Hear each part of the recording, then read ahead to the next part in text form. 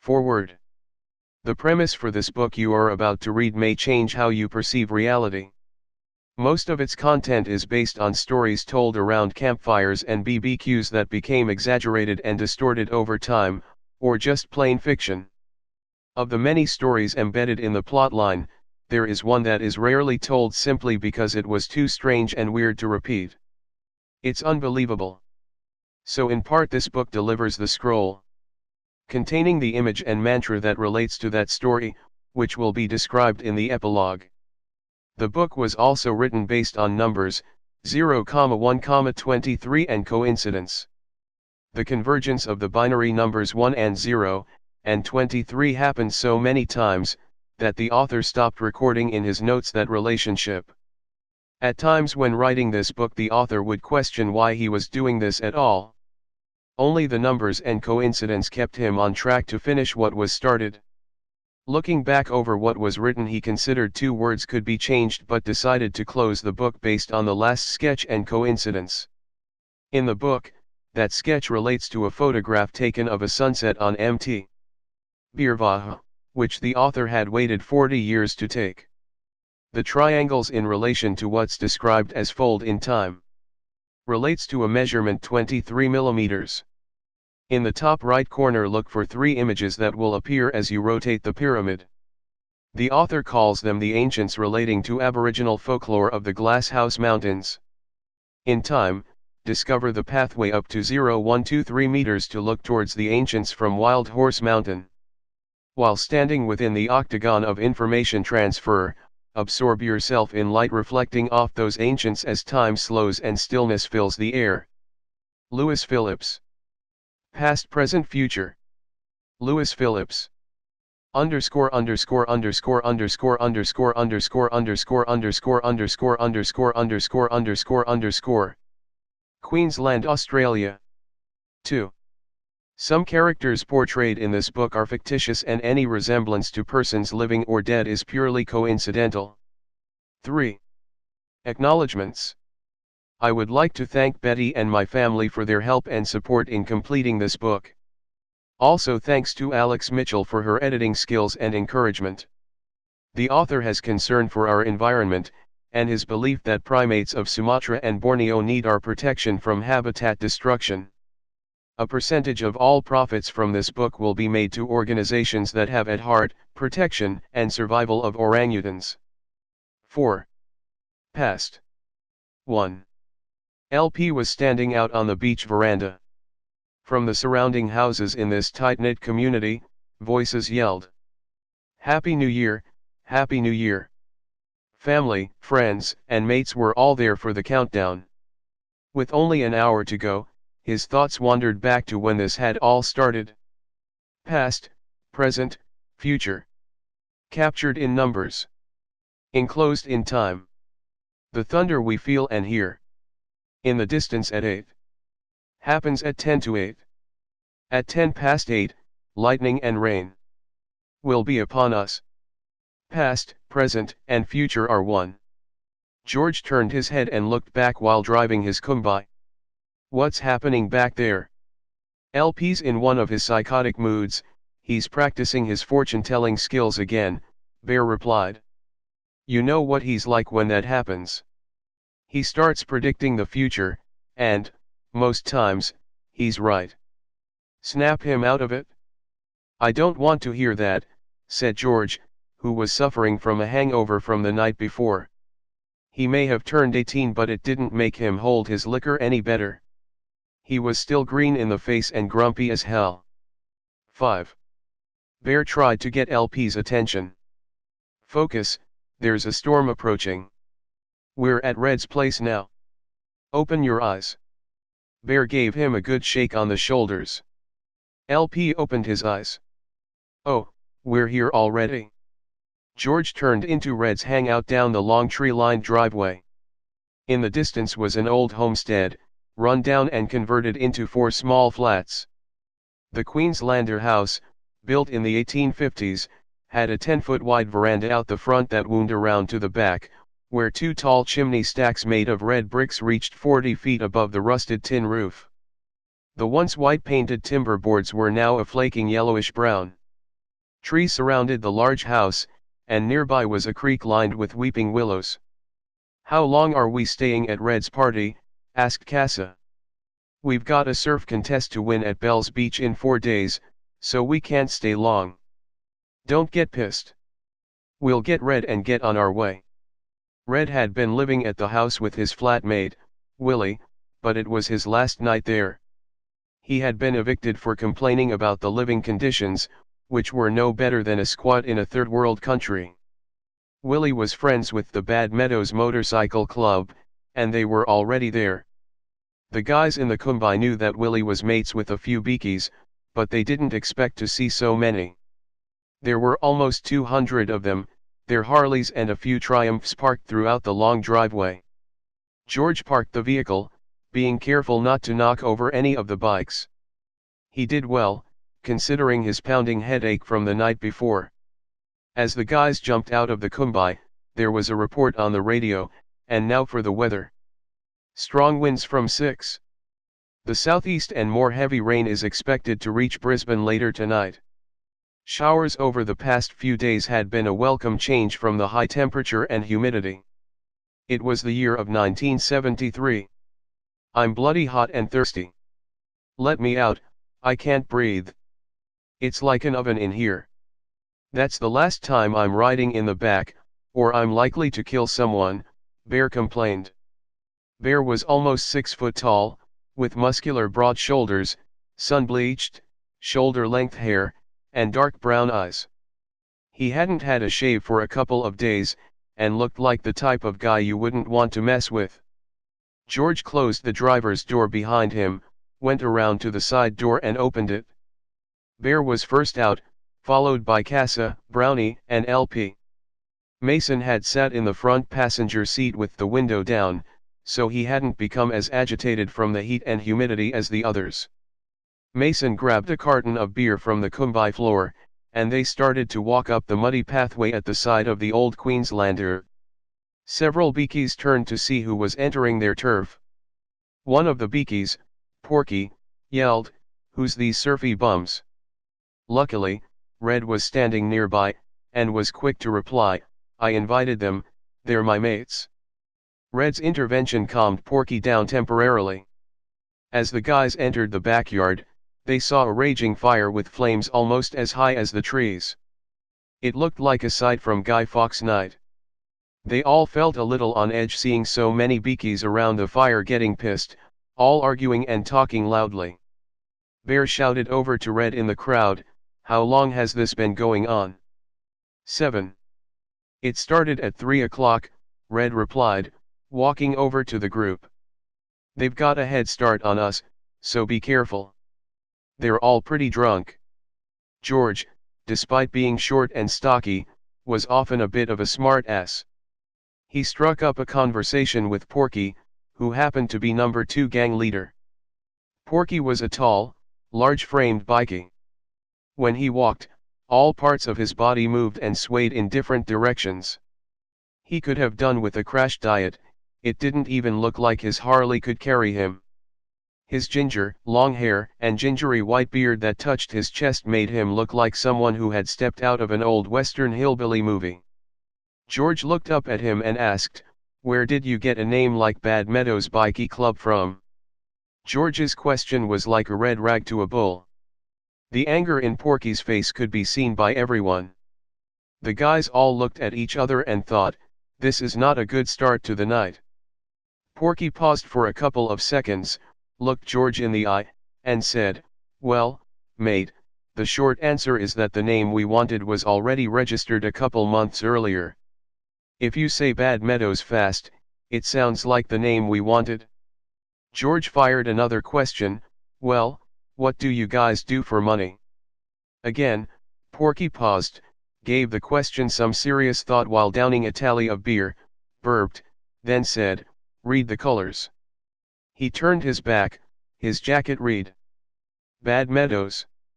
Building and Design. AG Security." 8. Porky added, "We're in building design and AG Security. That speaks for itself. Now do you understand what we do for money?" Casa and George both thought, whatever it means, it's not legal. Well, what do you think? Porky asked. They both said together, sounds like the type of business we should get involved in. Porky looked at Casa and George fiercely. There's only room in this town for one gang in the business, so think again. Now, I've got some business to attend to, so don't leave this fire till I get back, okay? Yeah, sure, we'll be here when you come back, George replied. Porky and his mate, Nutter, walked away from the fire to conduct a deal in front of the house with some South African men. Their exchange was 25 pounds of pure hashish for 25 pounds of gold Krugerrands, coins, to be exact. Conjay, the South African, handed Porky a bag containing the gold coins. Porky stretched out his right hand and grabbed the bag. In his other hand, he held the block of hashish. He balanced both and declared, correct weight, done deal. Where do we put this coin for now? Porky asked Nutter. He paused and looked around. Stick it in the back of the engine compartment of that Kumbai. We'll get it later. If anything goes wrong, those surfy bums will wear it.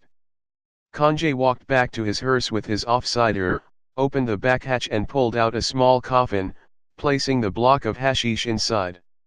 What's the go with that coffin? Asked Nutter. 9. Who would pull over a hearse, or open a child's coffin in air transit? It's the perfect cover to smuggle drugs, diamonds, and gold, replied Conjay. Nutter's cold black heart beat poison through his veins and mind. He had no reaction or feelings to seeing a child's coffin, knowing that drugs played a part in young people's loss of innocence and, worse, an early grave for some. Conjay and his South African mate were both dressed in black trousers and white shirts, with dark sunglasses. With the deal done, they got into the hearse and drove out of the driveway, turning left onto the main road. The guys realized they needed to get out of there. The bikies, full of booze and drugs, were descending into tribalism around the fire. It was starting to get ugly, the fire was dying and needed more fuel. The old Queenslander had plenty of timber. The back stairs to the house entrance were falling apart from many years of neglect. As he and Porky walked back to the party, Nutter ordered his brain-dead bikies to pull down the stairs and throw them on the fire. Nutter was the gang leader. What he said happened, pain would be inflicted on anyone who questioned his orders. Several bikies turned to his command. Others soon joined in, ripping off the old weatherboards and fueling the fire higher and higher. Board by board, several crazed bikies ripped apart the old Queenslander. As the fire grew larger, Nutter took off his jacket to reveal his black, hairy arms, covered in tats. On one arm was a dragon serpent and, on the other, the names of his fallen comrades who had upheld the Bad Meadows Code of Honor, death before disloyalty. Meanwhile, the creek, only 4 yards away from the house, was rising quickly with the thunderstorm approaching 10. Brisbane. Within minutes, the flood waters were only a couple of feet away from the Kumbai. Casa yelled. Check that out. Casa's eyesight was pretty good, even though he was an albino with the whitest of white skin and shoulder-length blonde hair. He had spotted a van floating down the swollen creek, now looking like a raging river. The guys ran down the driveway.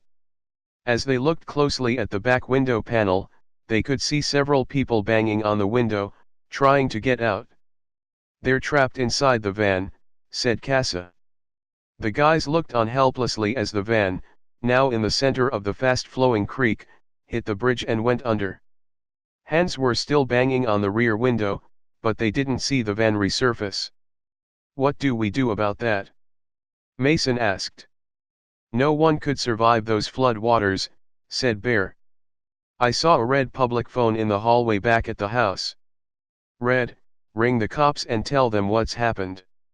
Red ran back to the house, up the front stairs and down the hallway. He picked up the phone and dialed 000.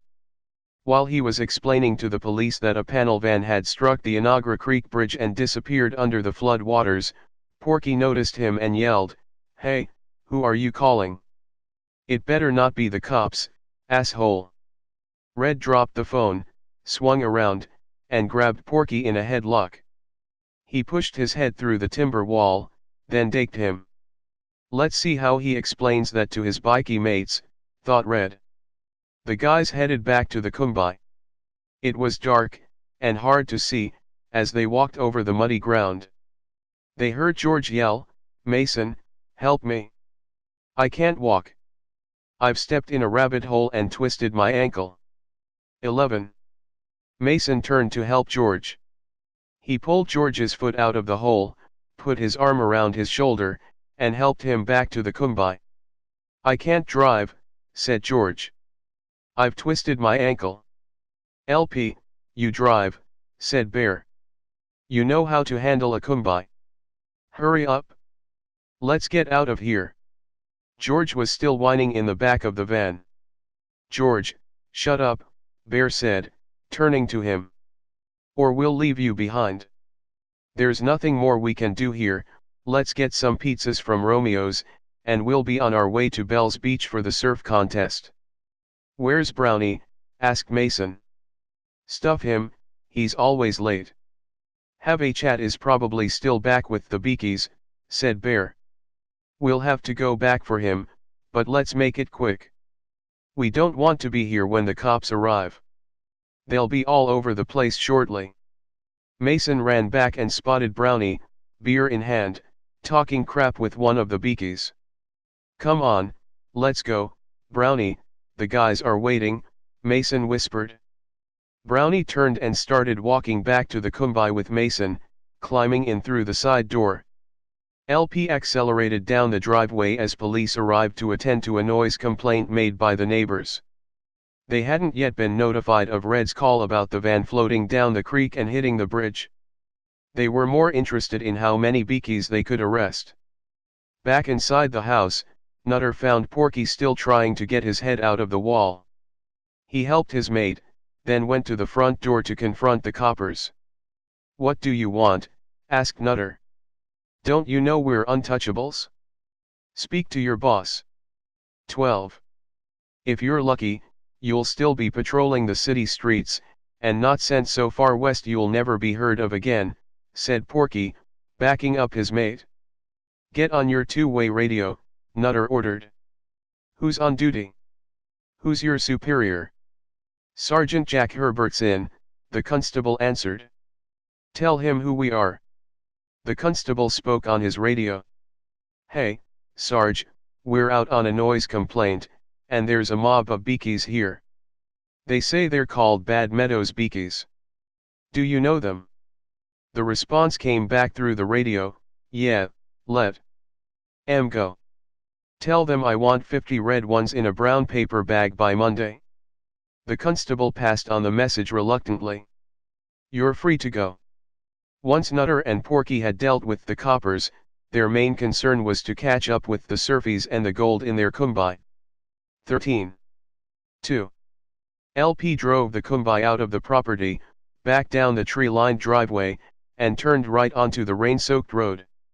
The flood waters had risen further, and were flowing over the bridge, but LP crossed anyway. George's Kumbai stalled and stopped in the middle of the bridge. "This isn't good," said LP. "Oh well, I got us into this mess, I'll get us out. Mason, you drive and press the winch release button, and I'll take it through to the other side." LP slowly walked through the flowing water. There was a gap of 20 feet where there was no guardrail. If he lost his footing, he would be like the others who had disappeared under the bridge. Step by step, he slowly pushed through the rushing waters. "Hurry up, you've got company," Bear yelled. The swollen creek had flushed out water rats the size of small beavers, and they were headed for LP. He glanced around and saw 6 rodents with gnawing teeth swimming towards him. "Oh shit," he yelled. "Do something." "Turn the floodlight on, George," said Bear. "Before those rodents start chewing on LP's legs. If I do that without the engine running, we'll have one dead battery. That floodlight has the brightness of 2 million candles.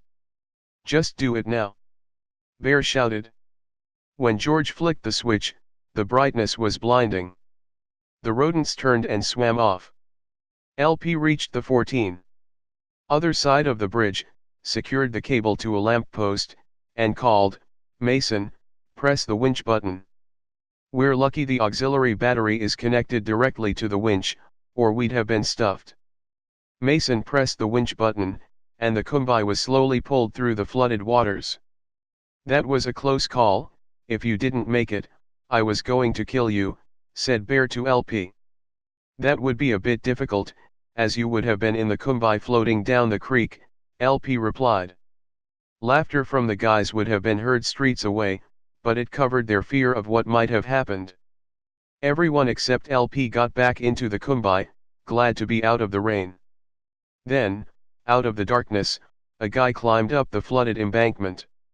He was drenched and wearing only his undies. "Who are you?" asked Mason, through the side window. "I'm Bill. I'm from Western Australia. I was sleeping in my panel van across the creek in the park, and I guess the flood waters rose and picked up the van. I still can't believe what happened, and I'm still alive. All I've got left is what I'm standing in, my jocks. Well, mate, we phoned the police, they are on the other side of the bridge. When the waters subside, see them. They'll help." When Bill did finally make it to the police for help, he was arrested for unlawful exposure, vagrancy, not having a license, and illegal camping. As they walked Bill over to the paddy wagon, one cop pulled out his revolver, turned, aimed at the head, and shot. A water rat had come out of the flooded waters.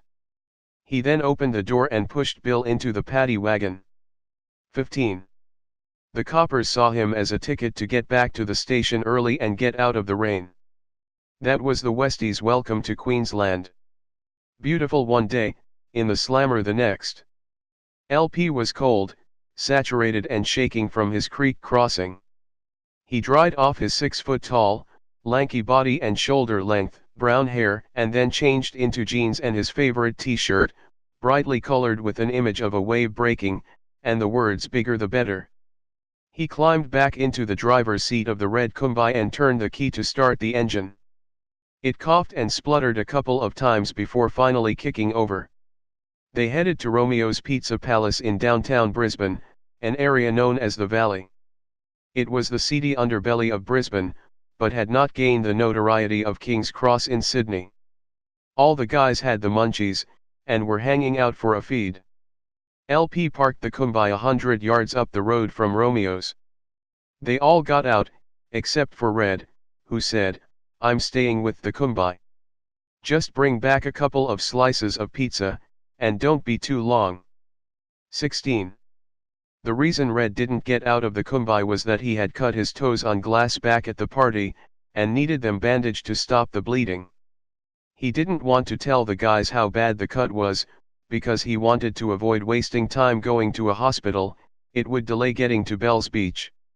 Romeo's was a great pizza place, not just any pizza, great pizza. The best order was the Godfather's pizza. It was a true Italian-style pizza, just like the old country. At Romeo's, you did not make eye contact with anyone.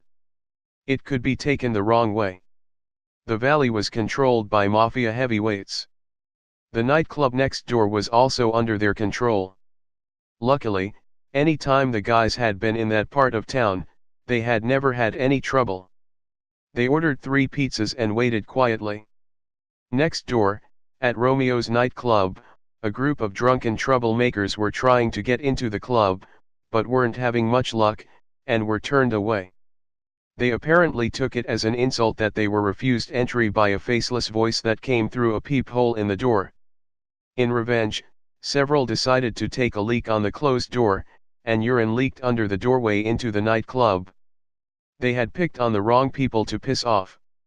The door opened, and there was an all-out brawl on the footpath. Not one troublemaker was left standing after the bouncers and patrons got stuck into them. "No one disianures this place or our women," said one of the bouncers. He spat on them and turned to go back inside, slamming the door.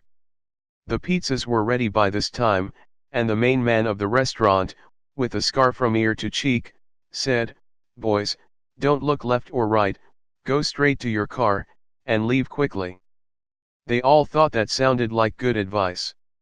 Bear said, "Good idea, let's get out of here." 17. Mason walked out with the pizza boxes in hand. He could double as a Leo Sayer look-alike, with his long, black, curly hair. He also had an ear for music, but sometimes what came out of his mouth would be better left unsaid. Mason made eye contact with Scarface, and yelled, "You don't scare me." The guys realized they were in trouble, and bolted out with the pizzas, avoiding the bodies that lay bleeding across the footpath outside the nightclub. "Mason, you dickhead, you should have kept your mouth shut," said Bear. They sprinted to the Kumbai. The gangsters were right behind, wanting to inflict some damage to them. Bear yelled, "Get to the Kumbai and get it rolling." LP jumped in and tried to start the engine. "Start pushing, the battery's flat again." "Try auxiliary." "No go, it's flat, too." Bear, Casa, and Brownie started pushing the Kumbai, and George, a slow fourth, was still hobbling along, trying to catch up. The mob was gaining on them. The Kumbai finally started. Bear, Brownie, and Casa ran up to the side door, pulled it open, and jumped in. "Where's George?" shouted LP. Mason, who had jumped in the front seat, said, "He's still coming." LP did a sharp U-turn. Bear reached out, grabbed George by the hand, and pulled him in the side door. LP did another sharp U-turn and left the gangsters in the distance. With a sigh of relief, Bear said, "Just as well we didn't try to get into that nightclub. I don't think they'd like long-haired surfies, either." LP looked down at the fuel gauge. "Hey guys, we've got to get petrol soon, or we're going nowhere." 18. Red came up with a bright idea. They could siphon fuel from a truck he knew was always parked in a back alley not far from where they were. They headed down the road around 500 yards, and found the truck parked where Red had said it would be. "There it is, turn the engine off and pull up across the driveway." Bear and Casa jumped out with the jerrycan and headed over to the truck fuel tank. They proceeded to siphon as much petrol as they could in the shortest possible time. Unfortunately, the owner of the truck was standing on the third-floor balcony of a nearby building. "You bastards, I'll kill you. Get away from my truck," he yelled. It was time to do a runner. Casa struggled to carry the jerrycan, and spilled petrol as he ran. The trucker pulled out a rifle, took aim, and fired. Luckily, it was pretty dark in the laneway, and his bullet missed Casa. Casa panicked, dropped the can, and ran to the Kumbai. "Let's get out of here," Bear yelled as they climbed into the side door and slammed it closed. The trucker fired again, lead ricocheted off the bitumen, sparked, and ignited the spilled fuel. As the guys sped off in the Kumbai, they saw a line of flame racing to the truck's fuel tanks. Within seconds, there was a huge explosion, one truck destroyed, one truckie not happy, and part of the valley about to be burnt down. Nutter and Porky had taken a different route to avoid the flooded roads, and were hot on the trail to recover their coin. They remembered the surfers talking about pizza and Romeos to one of their mates, so they figured that was where they would catch up with them. They arrived there on their Harleys, with 200 other bikies following. 19. As the troublemakers from the nightclub started picking themselves off the footpath, Nutter pulled up and asked, "What happened to you lot?" "The last thing I remember is some long-haired surfies walking across our backs after leaving the pizza house." "These guys are tougher than I thought," said Nutter. "Yeah, and I bet that explosion and flames down in the valley was their handiwork, too," replied Porky. Nutter and Porky headed down to the back alley and found the truck ablaze. The truckie was hosing down his pride and joy with a nearby fire hose. "What happened?" Nutter asked. "Bloody long-haired surfies. If I catch 'em, I'll kill 'em." No worries, if we get to M first, they're dead meat. The bikies roared off just as the police and fire brigade arrived. The sarge said to the constable, "Looks like we can add this to the bad Meadows charge sheet. Destruction of property and arson. Put a call out to arrest all those bloody bikies, we'll lock 'em up for good this time." "How low is the fuel, LP?" asked Bear. "We've got a couple miles left in it. There's a self-serve pump at a service station just down the road. I'll pull into the SO servo, and we'll get fuel there. The coin-operated machine only takes 20-cent coins. Dig deep, guys, and see how many we have." "Is that it? 10 20-cent coins?" asked Bear. "That's not going to take us far," added George. $2 of fuel will get us over the border. We'll fill up in the morning. The servos will be open then," LP said. He stopped the Kumbai at the Bowser. 20. Bear took the coins and dropped them into the slot. LP started to fill the tank, but the fuel Bowser stopped with still $1 to go. Bear kicked the Bowser in frustration, but that didn't help. It looked like road rage without a road, as Bear's temper boiled over. He walked over to the coin slot in the wall and started thumping it, trying to make it work. Brownie got out of the Kumbai, grabbed the golden fleece emblem on top of the Bowser, and started rocking it in frustration. That didn't help, either, it broke off. He was left holding a ram in his hands. "Oh shit. I didn't think that would happen." However, something happened. The fuel started to flow again and, when it got to $2, it didn't stop. The tank was now full. "Don't stop now, fill the long-range fuel tank, too," said George. "Brownie, put that golden fleece emblem on the ground, and I'll fill it up, too," LP said. "We can use it as a plastic jerry can." LP filled the golden fleece, which looked like a small hollow merino ram. He put the hose back, and the self-service Bowser stopped. "You'll need a bung for that thing, or it's not riding in the back with us," said Bear. "No worries. Grab that footy sock and shove it in the opening. That's it, there will be no fuel coming out now. Strap it on top of the Kumbai, at the back of the surfboards, and we'll use it down the track." 21. 3. As LP pulled out of the service station driveway, he spotted the Bad Meadows bikies again. "I think these guys want a piece of us. I'll bet they think we called the coppers on 'em." "I think it might be more than that," replied Red. "Let's not wait around to find out. I know a shortcut, and they won't see us for dust." "What are you doing? This is a dead-end street," Bear called out. Looking back, the guys saw the bikies following in the distance. LP turned off the bitumen and headed for the gutter. This wasn't only a shortcut, he had a plan. "Hang on guys," LP yelled, as he hit gravel, sending George's Kumbai fishtailing out of control, just missing some gum trees and heading towards a football field.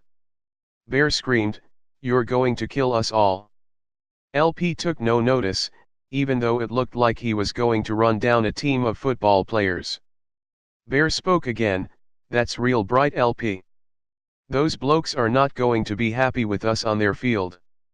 LP steered the Kumbai carefully through the footballers training under floodlights and stopped next to Donnie, the coach. In amazement, Donnie turned and looked at LP, spat out his whistle and said, "What the hell are you doing on our football field, LP?" 22.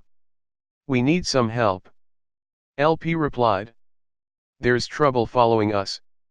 A bikie gang is chasing us for some reason. Can you guys help?" "Yeah, sure, why not," said Donnie. "The guys could use some extra physical contact to blood them for next week's game. They get sick of running their bodies into these timber scrum rams. You guys piss off now, and we'll sort them out." LP put his foot to the floor and sped off through the low fog. Donnie yelled to his football mates, "Push the scrum rams together and stand in front of them." It wasn't long before the bikies followed onto the field. The roar of 200 bikies was almost deafening. "Stand your ground, don't move yet," commanded Donnie. Nutter and his biker mates had one intention, going straight through the footballers. Low fog hid the scrum rams from sight. The footballers could only be seen from above the waist. Donnie yelled, "Now move." There was an opening left for the bikies to go through, but not for long. The lead bikies hit the scrum rams hidden in the fog and went flying through the air, landing with a thud. The rest proceeded to crash or turn to avoid further chaos. Nutter got up, shouting, "I'll kill the bloody lot of you." "I don't think so," replied Donnie. "There are 200 of us, and 20 of you bum-sniffing footballers. This'll be the last game of football you'll train for. Give it your best shot, dickheads." Donnie blew his whistle. To the left and the right, the reserve and B-grade teams finished their 100 push-ups, and rose up out of the fog. 23. Let's show these guys some football skills that are not allowed these days on the field. 1. The elbow. 2. The eye gouge. 3. The spear tackle. 4. The biff. Go for it, guys. They're on our turf now, don't leave anyone standing. The footballers charged the bikies from three sides with thumping tackles, spear tackles, eye gouging, and elbows, and they didn't forget the biff. The training session was over, and the Bad Meadows bikie gang, knowing they'd been outplayed, rode or pushed their bikes off the field and into the distance. "It's time for drinks. I'll see you all back at the clubhouse," Donnie called to his teammates, and walked from the field. The floodlights were turned off, leaving the field in darkness. LP looked in the rear vision mirror and found no bikies in sight. He thought, "You can rely on Donnie to get you out of a jam. Floor it, let's get some distance between those bikies and us. We need to figure out why they want to kill us," said Bear. "I think I may have had something to do with it," replied Red. "When I phoned the coppers about the van floating down the creek, Porky came down the hallway, and he thought I was calling the coppers on them.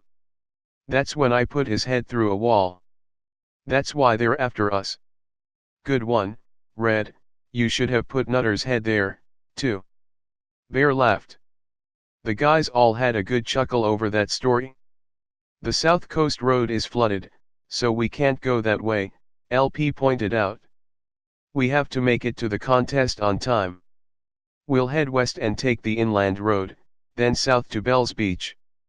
"Speed bump up ahead, slow down," yelled Bear. 24. "Hang on," said LP. Then he sped up. "If they wanted me to slow down, the sign should read slow bump. Bump. Bump." "Are you happy now?" asked Bear. "Not quite, there's a roundabout coming up ahead. Look out." Everyone leaned to the right. "LP, don't get stuck on the roundabout again, it's not funny." "Well, just tell me which exit to take, and no problem. Now, turn left." LP kept going around, a crazy grin on his face. "Oops, missed it, hang on, we'll go around again. I can understand why they call you LP. You're like a broken record that just goes around and around. Now listen carefully, or I'll jump over there and drive myself," Bear screamed. The direction sunk in, and, this time, LP turned left and exited to the Western Freeway. The guys settled in for the long drive to Bell's Beach. The drive would take 3 days if they managed to avoid the flooded creeks and rivers along the coast road. Once they crossed the mountain range, it would be as dry as a bone. That part of the country was still in drought. Eventually, they came to the border crossing. It was heavily lighted, with barbed wire and armed guards. A spotlight was pointed at the Kumbai, and the guys in the back woke up, wanting to know what was happening. "Calm down. Border security. They're going to search the van. Get rid of that weed in the back, quick smart." Casa quickly shoved a handful of grass into the shoebox with Wall, their pet cane toad. "Don't eat the grass, or you'll be one stone-toed, he warned Wall. The side door opened, and an armed guard stepped inside the kumbai and sat. Have you got anything to declare? Casa looked at Bear. Bear looked at Red. 25. Do we have to declare the guns on the gun rack? Asked Bear. No, but what's the go with that knife and boomerang? Souvenirs, mate, replied Brownie. The officer eyed them with suspicion. That's one big knife, where did you get it? It's a ceremonial knife carved from an extinct giant kangaroo jawbone from Dreamtime. Don't go walking down any streets with that thing, the officer warned. Or you'll get arrested. No problem, they're just souvenirs, Brownie repeated. Now, look outside and see the sign. What does it say? Bananas are prohibited. Pass this checkpoint. You have to hand over all your bananas before crossing this security checkpoint. Do you declare you have no bananas? What's that moving in the box? Just a pet from up north, Bear said. Well, let's have a look. Bear lifted the lid of the shoebox, and there was Wall, the largest cane toad you've ever seen. What do you feed it, besides that green grass? The officer inquired. Wall loves chewing on cockroaches for breakfast, and spitting them out, so don't get too close. Look, how long is this going to take? Asked LP. We're on a tight schedule to get to Bell's Beach for a surf contest. You're right to go. Guns, cane toads, and green grass from Queensland are not illegal. But never try to cross this 26 border with bananas, or you'll all end up in the lockup, and your vehicle will be confiscated. No worries, officer, there are no vegetarians here. LP accelerated away with a sigh of relief. All right, guys, what's next? Asked Bear. We're almost out of fuel, and we haven't got enough coin to get us to Bell's. Red had a bright idea. Willie, Red's flatmate, had worked for PMG when it had been split to Australia Post and Telecom. Willie was an IT guy who had helped to design the motherboard and electronic components for the latest telephone boxes. When we see a silver phone box, not the old red ones, we'll stop, and I'll get the coins out. I know the code to press, and the coin box will automatically empty. Okay, Mason, look up the map. Where's the next truck stop? Asked LP. About 15 miles down the road. Sure enough, 15 miles further on, there was a phone box out in the middle of nowhere. Red, go make your withdrawal from the phone box. Mason, fill the tank, and we'll be on our way. Red realized that the wound on his foot, from the broken glass at the party, had started to bleed again. Walking to the phone box to get the coins had opened a large gash. You'll need stitches for that cut, mate, or you'll bleed to death, said Casa. It'll be okay. I'll stop at the next town. There's sure to be a doctor's surgery, said LP.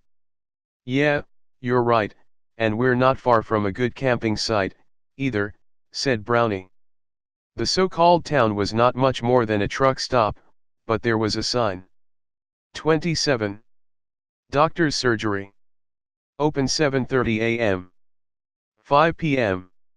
LP said, Red, you'll have to wait till 7:30. While they waited, Brownie told the guys about a secret Aboriginal site he knew of that was worth having a look at, and wasn't too far from the town. At 7:30 a.m. on the dot, a good-looking chick with blonde hair, wearing a white skirt and white blouse, walked up. She unlocked the surgery door and entered. Mason, give Red a hand to get into the surgery, said Bear. Red hobbled over to the doorway. Thanks, mate, I'm right now. I'll be back out soon. Casa and Bear checked that the surfboards and the golden fleece were still securely tied to the roof racks. Red was inside, chatting up the young doctor's assistant. Even though he felt throbbing pain from his wound, his instant attraction to the girl dissolved any thoughts of the stitches he needed. He put on a French accent and charm. When that happened, women melted into his arms. The girl directed him over to a chair and made him comfortable. It was no ordinary chair, it was a dentist's chair. "What's a dentist's chair doing in a doctor's surgery, Kat?" Red asked. He was quick off the mark, and they were already on a first-name basis. "Dr. Punjab is multitasked in this small town," she replied. "He is also a practicing dentist, and the dentist's chair doubles as a surgery table. Now, Red, lie back while I adjust the chair to a more suitable position. I could think of a better position, if you know what I mean." Kat walked over to the door, locked it, walked back over to Red, then said, "The doctor doesn't arrive until 8 a.m. What did you have in mind?" 28. Red raised his hand and pulled Kat forward, passionately kissing her. "I think I'm in love," he said. "We shouldn't waste any time, then," said Kat. She slipped her knickers down one thigh, dropped them to her ankle, and straddled the dentist's chair. As Kat leaned forward, her long blonde hair fell over Red's face. Her greenish-blue eyes were mesmerizing as she kissed him. Kat's passion engulfed Red like a mating praying mantis, about to devour its mate. The guys were getting bored waiting in the kumbai, and wanted to get on the move. "What's taking so long?" mumbled George. "Oh, shit, look at that, the doctor's only arriving now." As Kat unlocked the door so the doctor could enter, she said, "You have a patient waiting, I've already prepped him." Red piped up, "Yeah, doc, your assistant certainly knows how to relax a guy." "So, how can I help you?" asked the doctor. "I need stitches under my toes, I cut them on some glass." The doctor took a look and agreed. "Yes, 5 stitches should do the job. Do you have any feeling in your toes?" "Yes and no. I can't feel 2 of them. I have a surgeon friend in Sydney who could operate to fix the nerve endings. Your toes would be as good as new." "What sort of specialist is he?" "Like me, from Bombay. We both got our doctorate at the same time." He pointed to the certificate on the wall. Red looked closely, and read, "Doctor of Philosophy." "This doesn't say you're qualified to be a general practitioner." 29. "Not yet in your state, but I'm doing a correspondence course from my old medical school in Bombay. When completed, I can add the letters GP after my name." "So how can you practice in Australia without the right qualification? Your hospital system is desperate for more doctors, and they just don't check very much. All I have to do is 2 years in the outback, and I'll have a luxurious home on Sydney Harbour.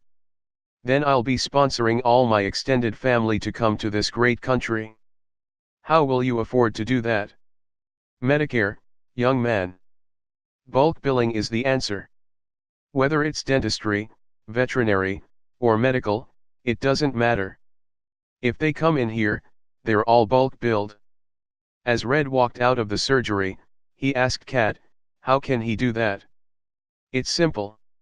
When he treats a dog for fleas, it's a child's rash; when he helps deliver a calf, it's a house call for a home birth; if he does a tooth filling, it's a flu injection.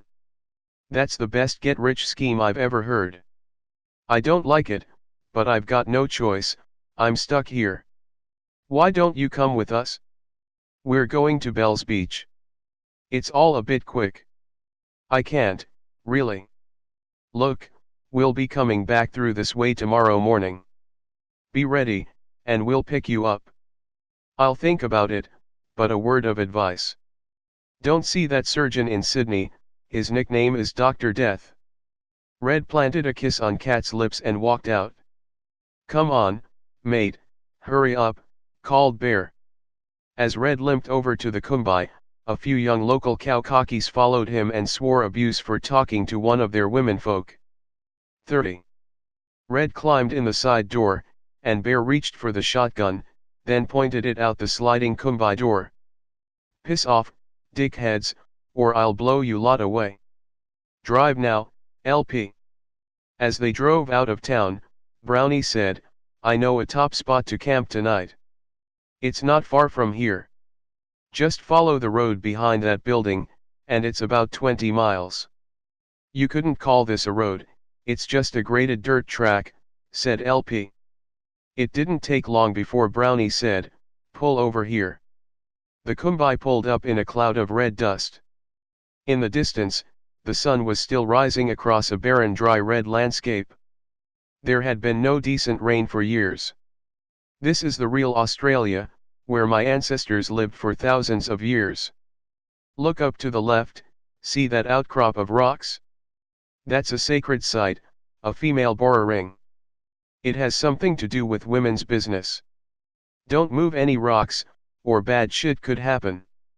Okay, let's set up camp and have a break. Later on in the morning, we'll see if we can get some food off this land, said Bear. By mid-morning, the guys were getting restless. Get the guns, we're going hunting, said Bear. At Brownie's request, they agreed to only shoot feral animals, which competed with the local fauna for the little amount of feed in the barren landscape. Bear grabbed the shotgun, LP took the .243, and Casa got the .22. They had enough firepower to take down anything. Over there, Casa, it's a rabbit, called Mason.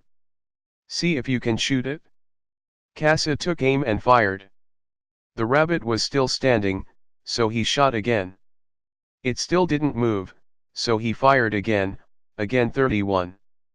And again. He ended up shooting 6 times, and still the rabbit hadn't moved. You're a bloody city slicker, Mason said to Casa. I might be from the city, but I know how to shoot, and I'm sure I hit that bloody rabbit. I'm going over to check it out. The rabbit was stone cold dead. It was probably dead before you shot it. Look at its eyes. I think it's got that disease they introduced to control the rabbit plague, myxomatosis. Oh, bullshit. I shot it, and I'll eat it. Casa skinned the rabbit and cut it up into pieces to cook later. I think you'll be the only one eating that, said George. By late in the Arvo, you'll all be hanging out for a feed, and you'll eat rabbit then. I bet you. Shut up, Bear said. Look, over there by those rocks, about 300 yards away. I saw something move. LP raised the .243 with the telescopic sight. I'll give a shotgun blast to the left of the rocks. That should get whatever is behind there running on open ground, said Bear. He fired both barrels. Instantly, the largest feral goat they'd ever seen ran across the red landscape. LP took aim again and fired. It was a clean kill. 1 bullet to the back of the neck. LP felt a little apprehensive, having shot the goat, but it was food and, as Brownie said, they were feral goats, just like the introduced pest rabbits. 32. Okay, what do we do now? LP asked. Get my knife, replied Brownie. I'll skin the goat and cut off the hind leg, and make us a roast dinner. When we get back to the ceremonial site, have a look around for a dip in the ground. It'll be a fire pit. If you uncover it, you'll find some large stones. Just gather up some dry timber, and we'll start a fire over them. When there's only ash and coals left, brush the ashes and coals between the rocks, then I'll put the goat leg on the hot rocks. Hang on a moment, George said. I'm not going to eat a leg of goat. George, you're an idiot. What if I said it was a leg of lamb covered in Brownie's Bush Tucker secret herbs and spices? Would you be fine with that? Well, yeah. Then it's a leg of lamb. Put it on the hot rocks and cover it with the sheets of paper bark, and it'll be ready in a couple of hours, said Brownie. Casa proudly placed his rabbit portions on the stones, too. Don't go eating my rabbit, you guys. I'm having roast rabbit tonight. 33. Grab some potatoes out of the van, Brownie directed George. Wrap them in alfoil and put them on the side of the hot stones. George promptly did this. 34. 4. Have you seen Brownie?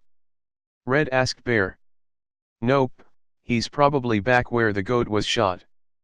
He should know better. This is snake country. I reckon there would be king browns, death adders, and tiger snakes around here. One bite from any of those, and you're stone dead in 30 minutes, said Bear. Brownie was pegging the goat hide on a bull ant's nest. By morning, the hide would be eaten clean. A little more time in the sun, and it would be a great throw rug. He covered the remains of the goat with paper bark, and said a few words of thanks for providing food for the journey. Brownie walked from behind the kumbai and joined the guys. He started to tell them about the days when wombats, with their hairy noses, popped their heads out of the many wombat holes around the area. There are no wombats now, just holes, so, guys, watch where you're walking. Instead of wombats, king browns and death adders live in those holes. If you're not careful, you'll be their next meal for summer. Is Brownie bullshitting? Asked Red. Well, I don't plan to find out. Keep your eyes out for holes in the ground. Brownie, what happened to the wombats? Mason asked. Drought, mate, it hasn't rained out here for 2 years. Look at the ground, it's just red dirt. Only the mulga trees and a few paper barks are still surviving. It's a harsh environment. He paused, and pointed to the ground. One day, it will look like this as far as the eye can see. 35. Both Red and Mason scratched their heads, and said together, looks like all we'll see is red dirt. No, look again. Brownie pointed. There it was. One blade of green grass. That's what he's on about, the Mitchell grass, said Mason. If it rains, the dormant roots deep in the ground will shoot up long blades of grass, and transform this landscape from a sea of red to an ocean of green, Brownie explained. Did you run into any ancestors when you were out there? Casa asked Brownie. Brownie took offense to that comment, and answered. You have no respect for the people who were one with this land. Don't talk to me until you have some understanding. Mason, who didn't want to listen to Brownie and Casa arguing about ancestors and red dirt, went over to check out what Brownie had done with the goat hide. He looked at the hide covered in bull ants. Brownie was right, it would be eaten clean by tomorrow.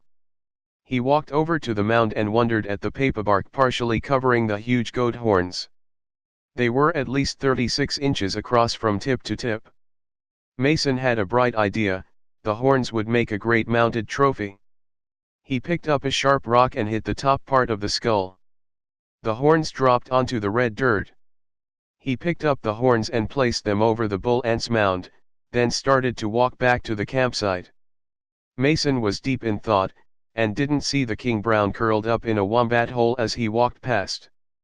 Bang! One strike to his left leg, and pain like broken glass rushed through his veins, seeming about to tear his heart apart. 36. Mason yelled, help! I've been bitten by a bloody snake. Mason was already becoming delusional as he crawled away from the snake, which had slithered away into its hole. Bear arrived first. Don't move, he shouted. He ripped his sleeve off his shirt, and quickly tied it around Mason's thigh. Mason was scared shitless. His heart was thumping, he was sweating, and he had the shakes. Brownie arrived next. That won't work, he said. He'll lose his leg if you cut off his blood circulation. He'll be dead in 20 minutes. That's what I was taught at boarding school, so it has to be right, Bear argued. Our old mate, the professor, told me that, if you ever get bitten by a snake, wrap the whole leg firmly to restrict movement and blood flow, but don't cut it off completely, said Casa. Do you want to stake his life on the professor's radical ideas, or listen to me? Bear asked. What he needs is a GP, LP said. No, they're a waste of time, said Red. I'll just trust the professor, said Mason. What else did he say? Catch the king brown, said Brownie. Don't kill it, but milk the venom, and then drink it? You've got to be kidding. I've never heard of that. Well, You've got 20 minutes to decide, or we'll be strapping your body to the roof racks all the way to Bell's Beach. Okay, do it. Brownie went back to the kumbai and pulled out a 6-foot length of PVC conduit. He slipped a length of string down the hollow tube, tied a slip knot at the end, and headed over to 37. The wombat hole. He prodded the snake, but it struck out and slithered along the red dirt. Brownie chased after it. He placed the PVC tube and slip knot ahead of the snake, and looped it around the head, pulling it tight. He caught it alive. Red, grab that jar, yelled Brownie. Get some cling wrap and cover it.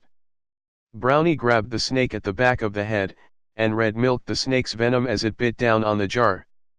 Okay, quickly mix it with a little water, and let's cross our fingers that the professor was right. Mason, there's not much time left, drink this and hope old mate is right. If anyone knows what to do, it's him, said Mason. I've seen him catch snakes and carry them in his t-shirt against his skin. He was born to be a zoologist. I trust him. Give me the glass. Mason drank it, and Bear and Brownie carried him back to the campsite. All they could do after that was wait for a miracle. Sunset approached with the most amazing red colors that blended the red dirt with the setting sun. Let's eat while we still have some light, said LP. He started to carve the roast, and placed potatoes on everyone's plate. Brownie got compliments on his bush cooking skills. They only had 3 6-packs of beer, plus a handful of weed left that Wal was looking after. Hopefully he hadn't eaten too much. I reckon it's time to crack open a couple of colgies and smoke a joint, said Casa. We all need to chill out. Casa walked over to the kumbai and opened the side door. He lifted up the shoebox lid and thanked Wal for looking after his weed. Casa rolled a huge joint and lighted it. Taking 38. A puff, he handed it around the fireplace. The guys had thrown more wood onto the hot coals, and the fire gave off enough heat to keep them all warm as the night temperature fell. Mason's strength started to come back. Don't leave me out, hand me that joint. He took a deep breath, and soon felt no pain. Everything looked good. Are you trying to start a new fashion trend, Bear, with a one-sleeve shirt? Asked LP. Bear realized, after all the panic with Mason's snake bite, that it looked a bit stupid wearing a shirt with one long sleeve. He grabbed his remaining shirt sleeve and ripped that one off, too. What do you think, guys? That could be the next Outback clothing trend to take off, Mason replied. Bear pointed to LP, and said to Red, why don't you go over to the kumbai and cheer up LP? I think he's got the grumps for having to do most of the cooking. He's slipping into one of his depressive moods. He must get his brooding from his Prussian bloodline. What is it that brings his mood changes on? He thinks too much, instead of living in the present. He says that sometimes things bubble up from the past. Like what? LP hates the fact that he can barely read or write. He thinks he's not that smart. His one saving grace at school was that he learned how to play chess and became pretty good at it. It helped reshape his thinking. Moves on the board are like decisions in life. Plan, anticipate, defend, attack and win. He told me he went to a private school in the 60s, and thought it was hell. Every day, students, 40 at a time, like almost half the class, would be lined up against the wall. If they answered a question wrong, the Christian brother would walk down the line and raise his leather strap over his 39 shoulder.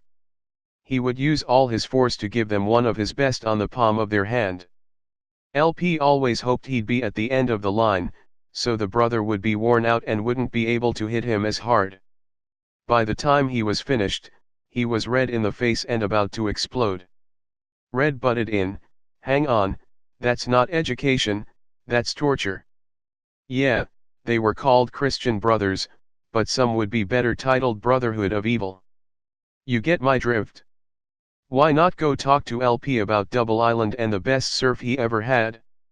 It was during the cyclone, when the swells were 30 to 40 feet high and the Cherry Venture ran aground. It was a Scandinavian freighter, 1,600 ton without cargo. The cyclone pushed it high up on Tiwa Beach, just a mile south of Double Island Point.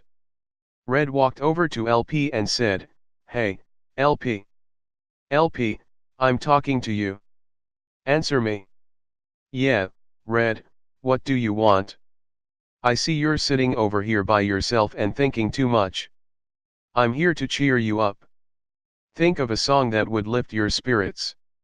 LP started humming, and sang, "Unchain my mind, let me be free, open my heart, let me be me." The tune's right, but I think you've got the words mixed up. It's better than watching you mope, though. I want you to tell me about the best surf you've ever had. 40. That would be when we rode out that cyclone at Double Island Point. The waves were up to 40 foot high, with tubes you could fit a truck in. Let's hope the waves are as good as that at Bell's. What else do you remember of that weekend? Dolphins. The dolphins rode the waves with us. It was just unbelievable. It was the most pristine surfing spot in Australia, and no one knew about it. The only way to get there was by four-wheel drive, along the beach on low tide. Did you have a four-wheel drive? No, Gordon had one. He would take us up there from Rainbow Beach whenever the tide was low, even if it was 2 o'clock in the morning. We kept his orange-painted Army Blitz already loaded with surfboards and food and drinks. Yeah, I remember that weekend well. They had started mining the untouched Double Island for zircon and Yukon. I guess you could call us the first environmental activists to try to close down mining on Double Island. Kato and I climbed over the dunes like commandos to take out a sand mining 41 generator that ran 24 hours a day to keep the sand pumps operating. Kato's instincts kicked in that night, and he stopped the generator operating. You could hear the fan blade slowly grinding to a halt, it was such a still night. Kato and I ran from the mining site, down the track to the mine workers' huts. It was bright as day at the camp, with floodlights overhead. We kept running past the miners and over to the sand dunes. There were lots of miners still up drinking, but they didn't take notice of two surfers running past. The workers didn't realize until the next morning what had happened to their generator. We knew what we had done was reported to police, because the media got hold of the story and we heard it on the morning news bulletin. Until then, as far as the government was concerned, there'd been no mining at Double Island. Mining was only allowed south of Indian Head on Fraser Island. Most Queenslanders were aware of sand mining on Fraser Island, but not on Double Island. Of course, it turned out that the government did know all along, though, later, the media found minutes from secret cabinet meetings. Yeah, Kato and my actions that weekend focused media attention on what was happening on our beautiful beach. There was a public outcry after the government cover-up was exposed, and the sand mining was stopped immediately. Later, there was a blockade on the Noosa River to stop a new generator being transported 30 miles up the beach on an outgoing tide.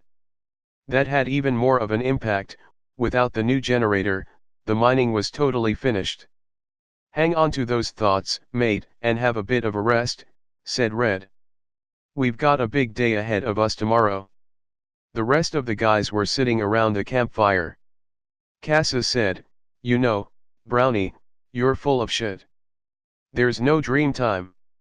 Your ancestors were just hunters and gatherers 42. That lived off the land. They didn't progress until Europeans came along."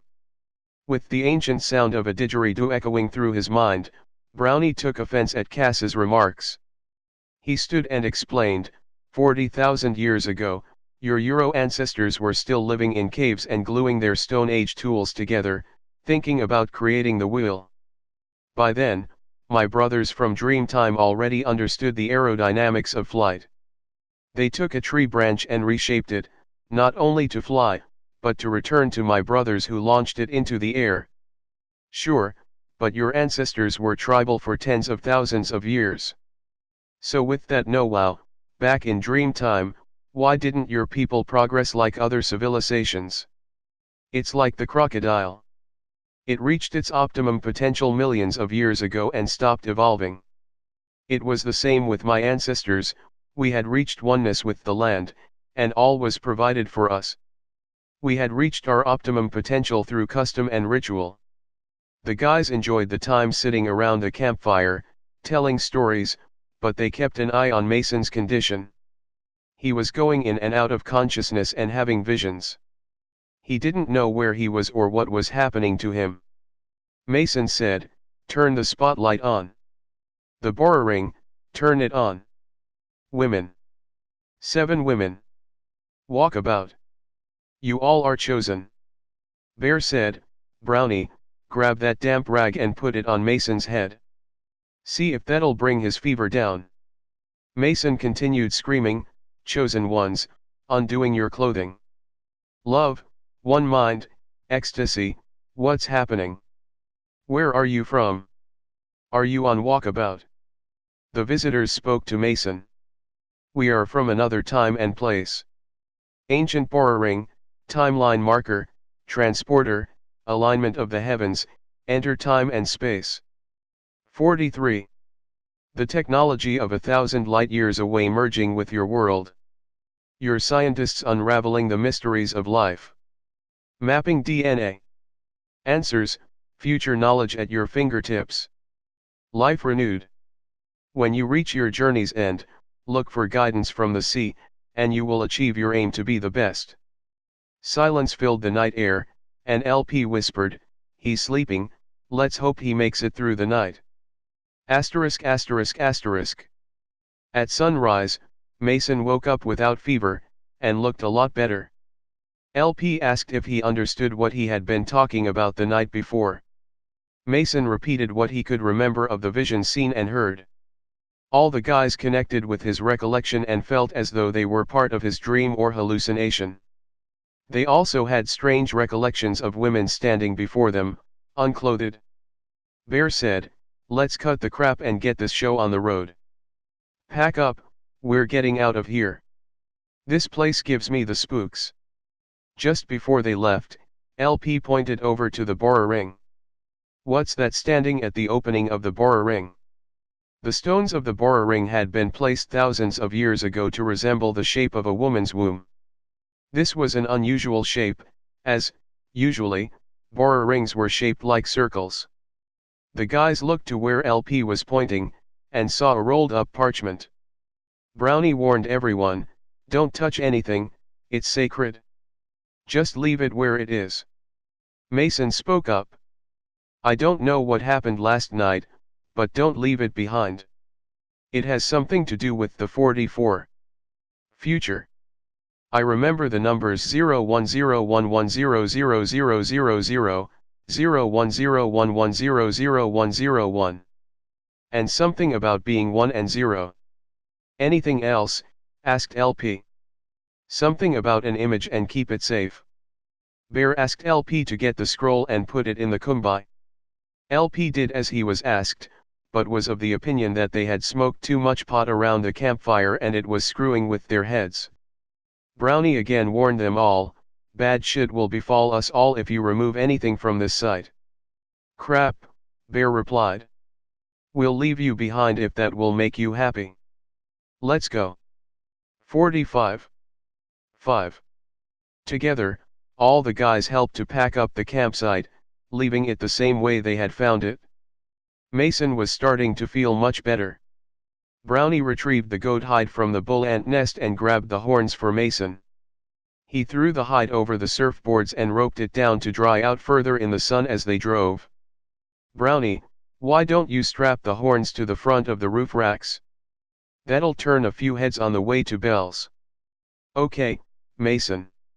Anything you say, you're the walking wounded." They were on the road again. As they left the red dirt track and turned back onto the bitumen, Red said, "When we go back through town, stop at the doctor's surgery." "What for?" asked Bear. "Have the stitches come out?" "No, I told Kat we'd pick her up on the way through. If she's coming, she'll be outside the surgery waiting at 7:30. We'd better pick up the pace after that then, or we won't make it to Bells, said George. Oh, George, you're a worrywart, replied Red. We'll get there and we'll win. We'll take the prize money and be cashed up, you wait and see. Yeah, I'll believe it when I see it. When they pulled up at the surgery, Kat was there waiting. Bear opened the side door, and she stepped in. Kat leaned down as she entered the kumbai. She was a tall, slim girl, with an athletic figure. As she moved over to Red, she planted a big kiss on his lips and sat to enjoy the journey with all the guys. 46. Bear slammed the door closed and said, "Let's get out of here." As the morning sun warmed the inside of the van, so, too, was the roadway warmed. It became a shimmering heat haze rising from the bitumen. From a distance, the faded red kumbai, covered in bull dust, would have resembled a speeding gold bullet, cutting a path through a desolate stretch of highway, with no end in sight. "How about pulling over?" Casa asked. "I'm cramped and hot. Let me out of this tin can. I'm getting claustrophobic. I need to stretch my legs." LP stopped near a large signpost that read, "Positiman Mining. Do not enter." "Where do you think that gate leads?" Casa asked. "It leads you to millionaires," Red replied. "Anyone who bought shares in that company when they were penny halfpenny shares is now a millionaire." "Bullshit," Bear said. "It's all on paper. When the mining boom ends, those blokes will be owing money." Looking into the distance, they could see heavy machinery hauling coal out of a deep, open-cut mine. "What do they do with the hole when they finish mining?" George asked Bear. "One of two things. Either they take out their big sucking pumps and allow it to fill with water to become a large billabong in this desert landscape, or it will be filled with city garbage." "I think I would prefer to see the former," George replied.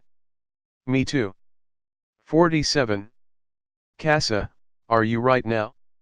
Are you over your panic attack? Have you got circulation back in your legs? We're wasting time. Let's go. LP started the kumbai and drove off. The guys settled in for a long drive to the surf competition at Bell's Beach, hoping they hadn't come all that way for nothing.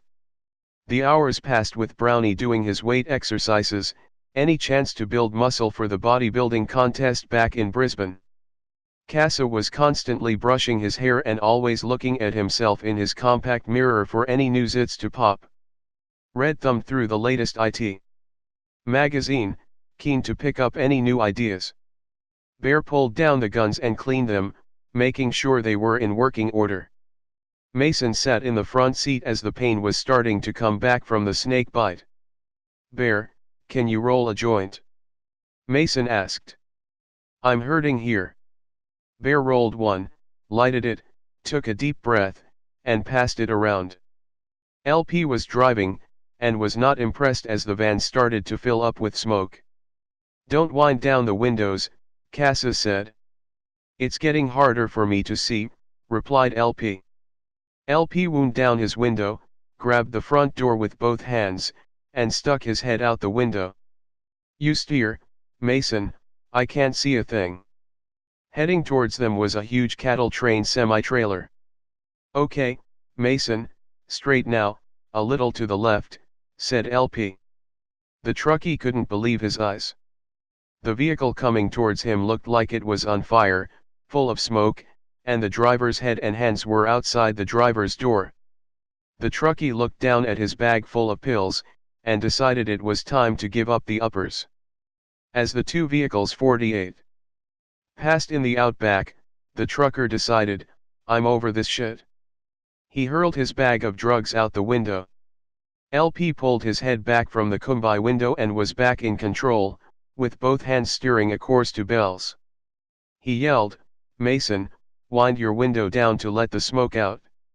Someone reach over and open the side door. A moment later Red called out, "But it still smells like something burning." He looked back to see more smoke at the back of the kumbai. "We're on fire, pull over," Bear yelled. LP pulled over to the side of the road, jumped out, and ran to the back hatch. He lifted the latch open, and yes, Bear was right. One of the batteries had caught on fire. The metal bracket holding it in place had touched against the terminal, and the battery casing was literally melting down. Now flames were spreading over the fuel tank. "Quick, everyone, grab a handful of dirt and throw it on the batteries," said Bear. Casa, Red, and George jumped out of the side door, grabbed some dirt, and started throwing it over the batteries. By this time, the second battery was also on fire, and its casing was melting down. Seconds later, the fire was out. Everyone was thankful that the Kumbai hadn't exploded while they were driving, otherwise, they could all have been incinerated in a fireball. Luck was on their side for now, but how long would it last? The batteries still needed to work. LP jumped into the driver's seat and clicked her over. To their surprise, the Kumbai started. "Red, can you make sure that the brackets are holding down the batteries securely this time?" "Okay, no worries." 49. He clamped them down, and was about to close the hatch when he called out, "Hey, guys, check this out. There's a bag in here on the opposite side of the batteries." "George, it's your van, do you know what it is?" "It's probably just the jack and wheel brace." "Don't worry about it, let's get on the go."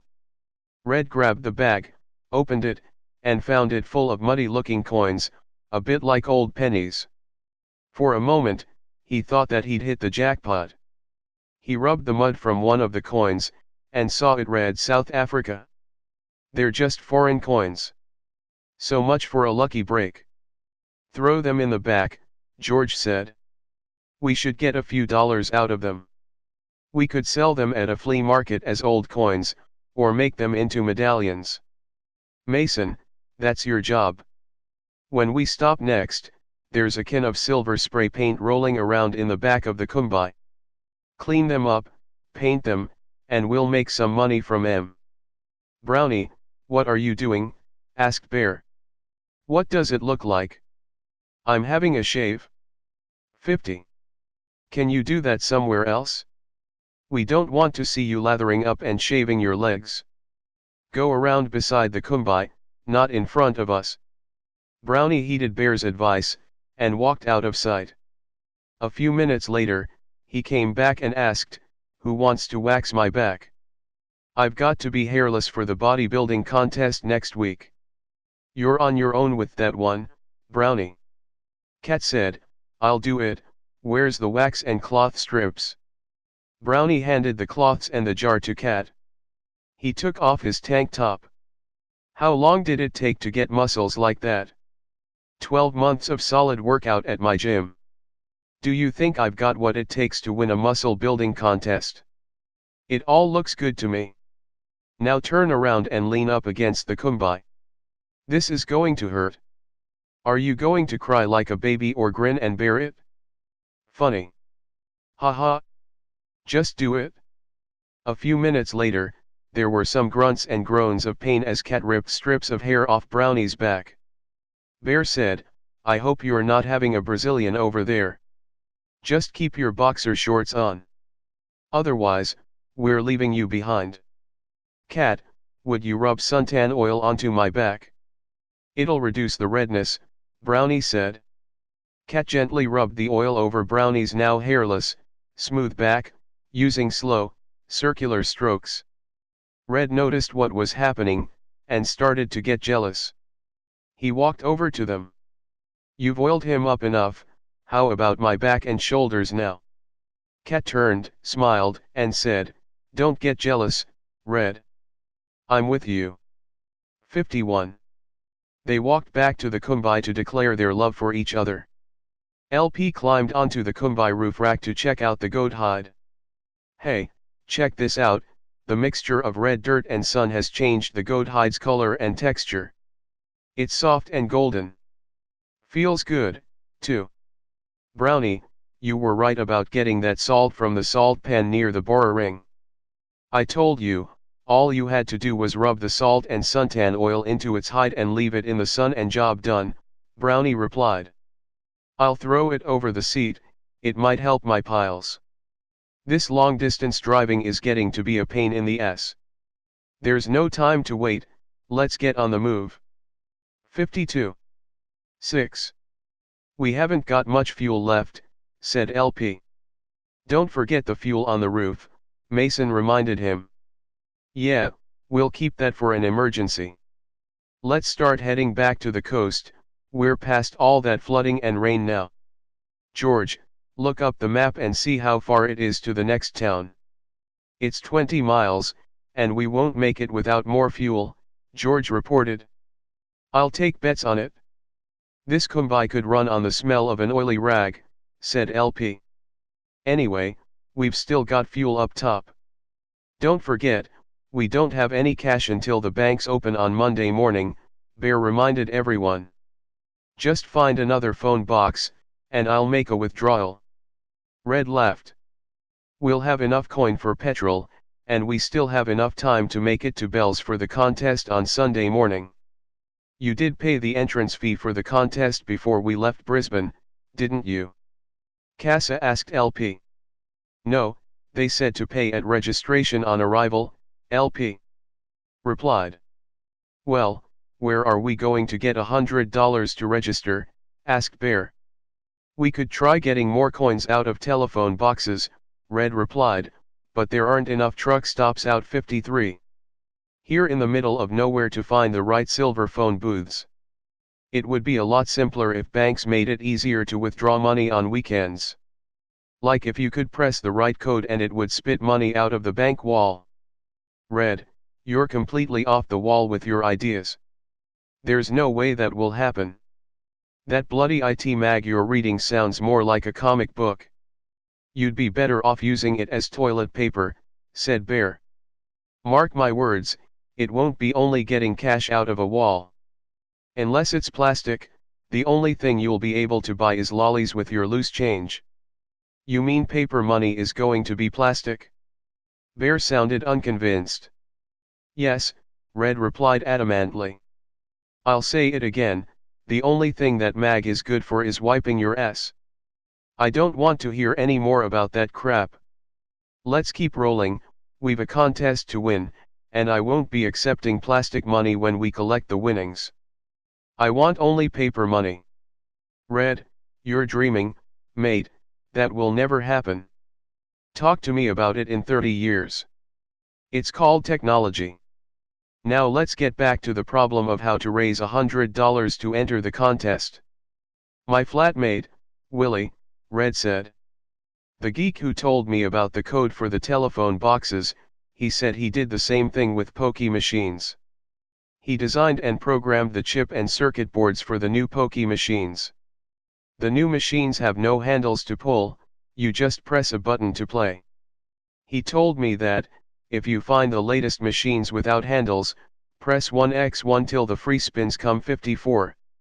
Up, then 1x1 48 times, and then hit maximum bet. And the maximum pay line will come up. Alright, Red, that's a plan. Keep an eye out for a sports or footy club, they'll have pokies. The next town they came to was Eden.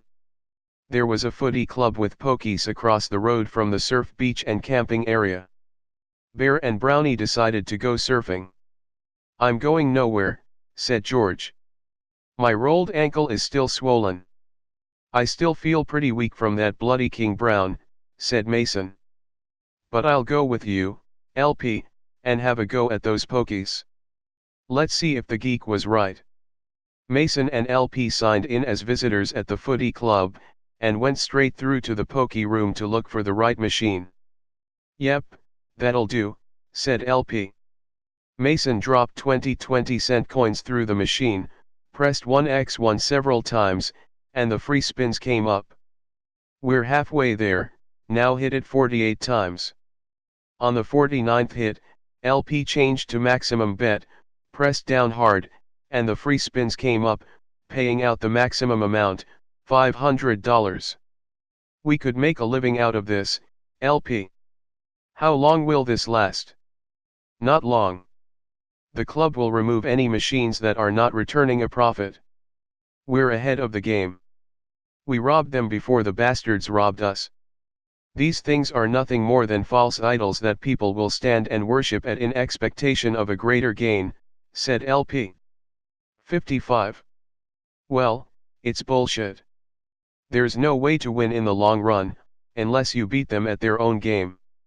Mason thanked LP for the lecture. Let's collect and get out of here. LP collected the $500, and they headed out of the club and over to the Kumbai. By this time, Bear and Brownie were back out of the surf. Hey guys, we've got no problem with money now. Red's flatmate's theory on winning on those poker machines was right. LP hit the jackpot at the footy club. Great. We'll stay the night here and head off at daybreak. That'll give us enough time to register and win the contest, Bear said. Let's take the Kumbai over to that camping area, and we'll set up. LP, you're cashed up, go grab 3 pizzas and go back to the footy club and buy a couple of 6-packs of XXXX beer. I'm coming, too, said Casa. LP returned with 2 cartons of Resha's beer, and Casa carried the 3 pizzas. That's Southern beer. We're not drinking that stuff. Bear yelled. The bloke over at the bottle-o said that it would taste like XXXX after you down a couple. He said they don't sell XXXX beer in this town because no one drinks it. He reckons it's foreign beer. You should have told him he doesn't know what he's talking about. Everyone up north drinks only XXXX or they're not a Queenslander, said Bear. All right. Throw over a beer and pass the pizza around. Most of the guys agreed that it the first decent feed in days. Well, I thought the roast was pretty good back at the Bora Ring, said LP. 56. Yeah, but takeaway is better, said Red. Yeah, sure, if you like standing in a line to be served, and waiting another 20 minutes before it's cooked. After downing another beer, Bear said, I've got an idea. If you had a takeaway food outlet, where the pizzas are already cooked and ready to go, and there was no waiting, you would make a fortune.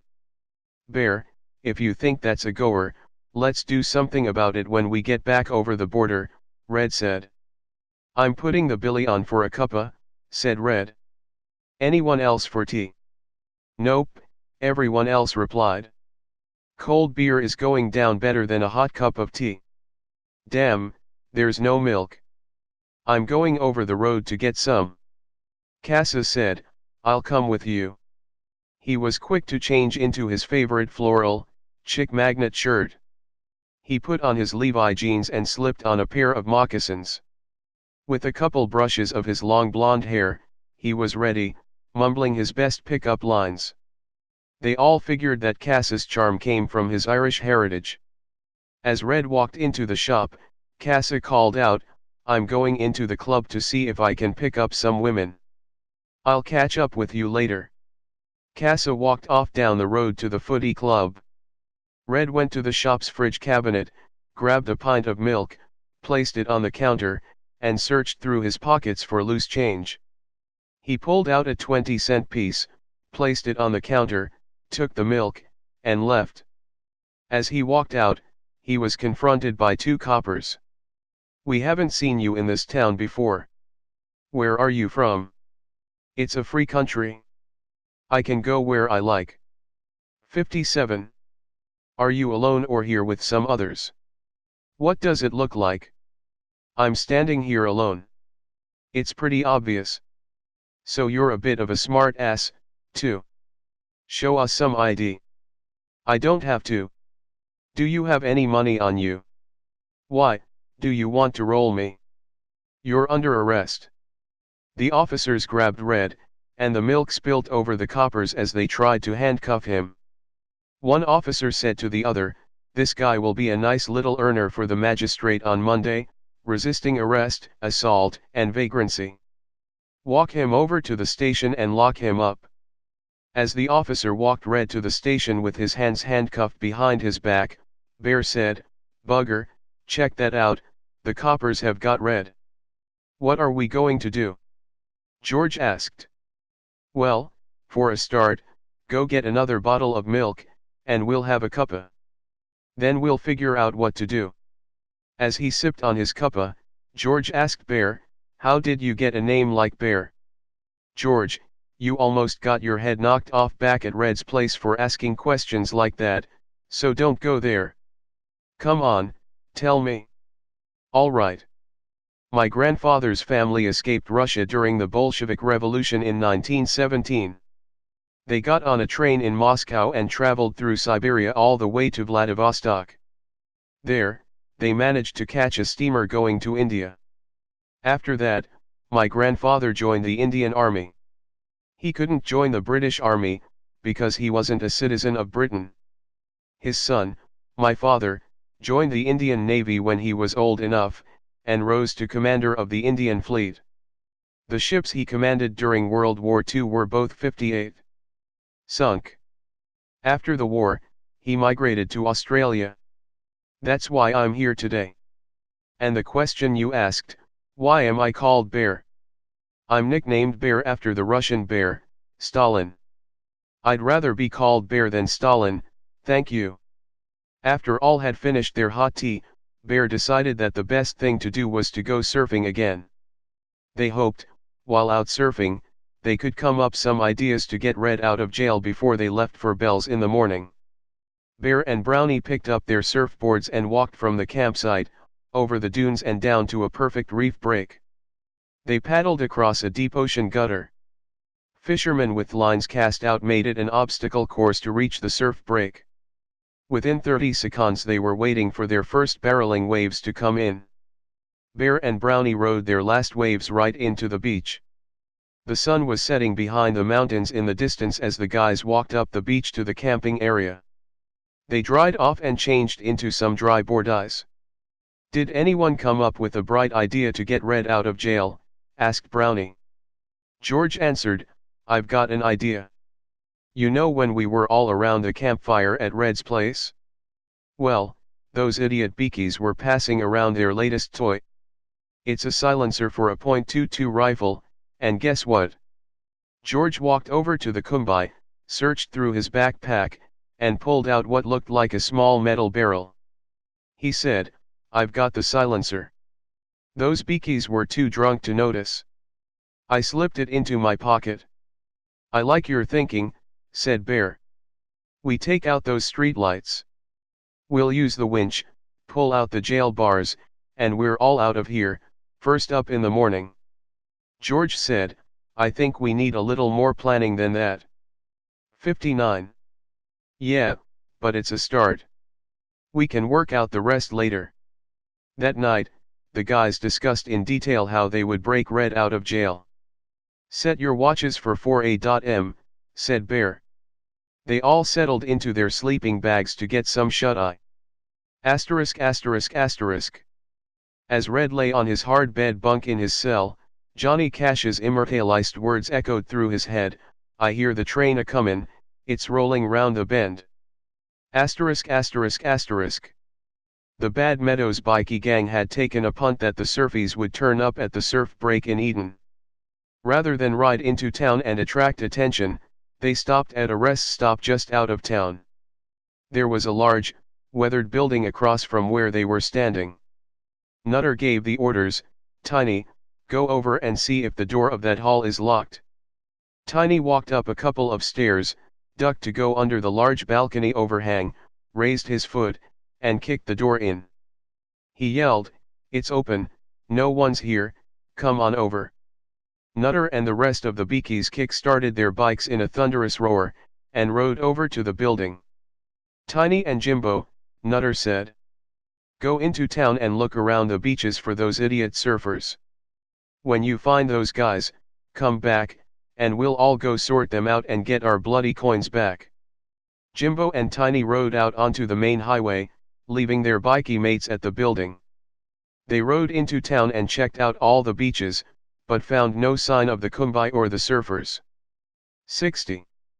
As Casa walked from the footy club with a blonde under each arm, heading back to the campsite, one bikie said to the other, Well, look over there, ain't that one of those surfies? Yep, let's get him and take him back to Nutter and Porky. We are supposed to find all of them and the Kumbai, not just one. Just get him, and we'll make him talk. Jimbo and Tiny pulled up and jumped off their bikes, and Tiny tapped Casa on the shoulder. We been looking for you. I don't know who you are. We know who you are. Get on the back of Jimbo's bike. You're coming with us. And if I say no? Well, pretty boy, you won't be so attractive after we finish with you. Well, that's a reasonable request. Casa climbed onto Jimbo's bike, turned to the two blondes, and said, I'll see you soon back at the footy club. The bikies rode out of town with Casa. 10 minutes later, they arrived back at the hall with Casa. Nutter asked, well, where are they? We've got someone who can tell us where the rest of them are, Tiny replied. Okay, tie him up on that chair, Nutter ordered. Well, pretty white boy, tell us where your stupid surfy mates are. Get stuffed, I'm telling you nothing. Tiny, work him over, but don't kill him. Tiny gave a left and right punch to the head.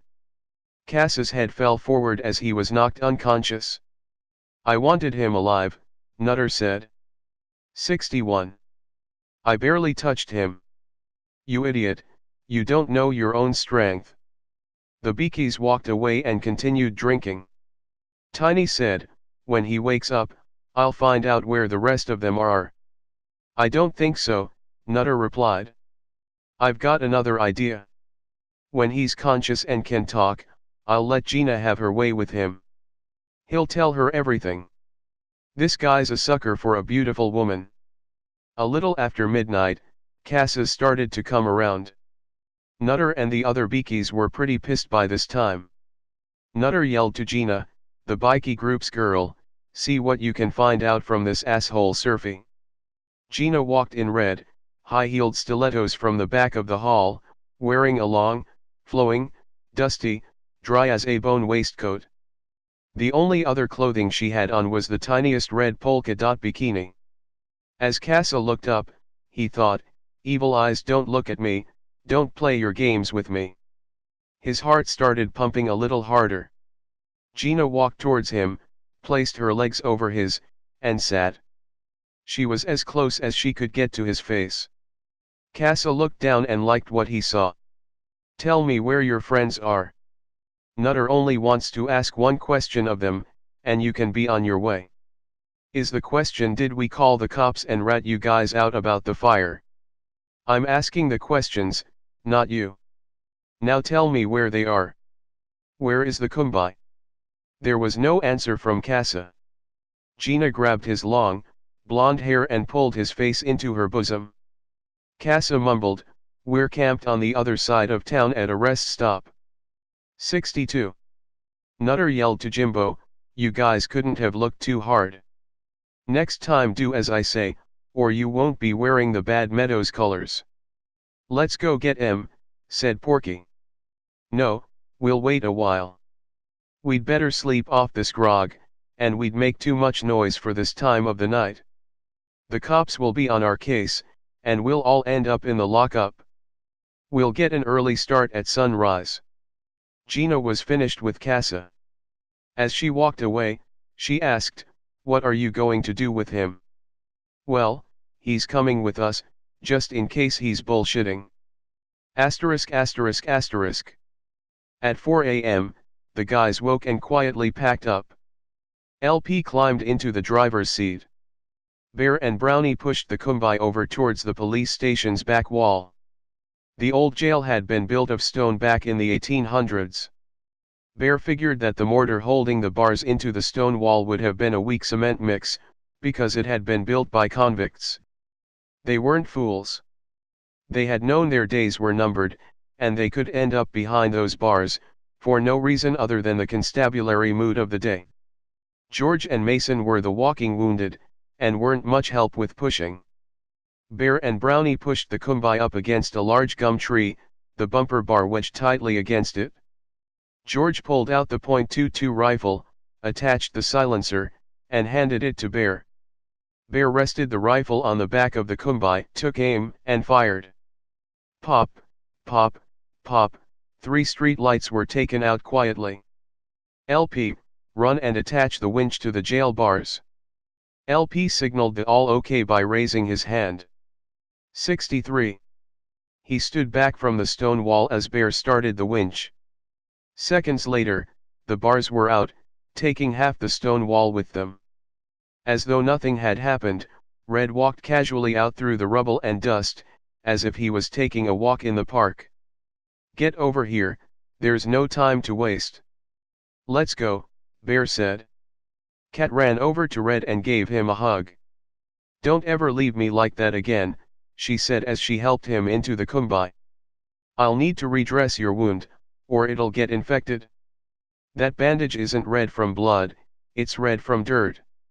Where have you been walking? You don't want to go there. Just redress my toes, and see if they're still stitched onto my foot. George piped up, I'm next. Cat, can you look at my ankle? It's all swollen and bruised. Shut up, George, Cat's looking after me, said Red. Well, she won't be able to help you, because I've got the key to the first aid kit. Hand it over. No. Hand it over, or you'll have a broken leg, too. Anyway, George, how come this Kumbai is fitted out with these extras? We've got a first aid kit, winch, auxiliary battery, floodlight, bulber, long-range fuel tanks. I bought it from Shannon's car auctions. It was an XPMG vehicle from out bush. It was fitted with heaps of extras, because it was used by the government to lay telephone lines in the remote areas. That's great, just give me that bloody key, Red replied. George handed it over, and Cat unlocked the first aid kit. She pulled out a white bandage, and redressed Red's wound. 64. George said again, can you do something about my ankle? Cat picked up the remainder of the bandage, and wrapped it tightly around his foot and ankle. Are you sure that's not too tight? It's fine, you need to restrict movement. Mason called from the front seat, have a look at this. He pointed to 2 puncture holes on his leg. Can you do anything about this infection? Cat handed the Dettol to Mason. Just dab it on and around the infected area. Take this bandage and wrap it up, and keep it on for a few days until the swelling goes down. Have we all finished days of our lives back there? LP asked. We need to figure out which is the quickest way to Bells. I want to put some distance between us and this bloody town before the cops arrive and we all end up in jail. Do a head count, are we missing anyone? Damn. Casa didn't come back last night. He must be shacked up with some bird. That's bloody great.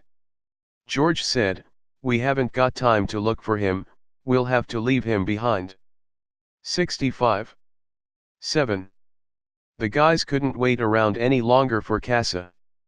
As LP drove away from the police station, he looked in the rear vision mirror and saw Casa running. He was being chased by 6 bikies. LP yelled, I've spotted Casa, we can't leave town without him. When the bikies were all snoring, Casa had done a Houdini and wriggled out of the ropes. The bikies were no Boy Scouts, if they were, they would tie better knots. Casa had quietly slipped out of the hall and done a runner down the road. LP slammed on the brakes. Driving in reverse, he saw Casa fall to the roadway. The bikies surrounded him and started kicking him on the ground. Casa looked up, saw the Kumbai coming, and managed to roll to the side of the road as LP used the van to knock over some of the bikies. LP stopped the Kumbai, and Bear opened the side door. Brownie and Bear reached down, grabbed Casa's hands, and pulled him into the Kumbai. Bear yelled, step on it, let's get out of here. As they sped away, LP looked in the rear vision mirror, and saw the bikies in hot pursuit. Once we start to climb the mountain range, the bikies will catch up to us. The Kumbai hasn't got enough grunt with this load. We've got about 5 minutes. Any suggestions? Right, I've got an idea, said Bear. Someone has to climb onto the roof rack and ditch the golden fleece. Light it up before you throw it, and make sure it lands on the roadway. That will stop them in their tracks. 66.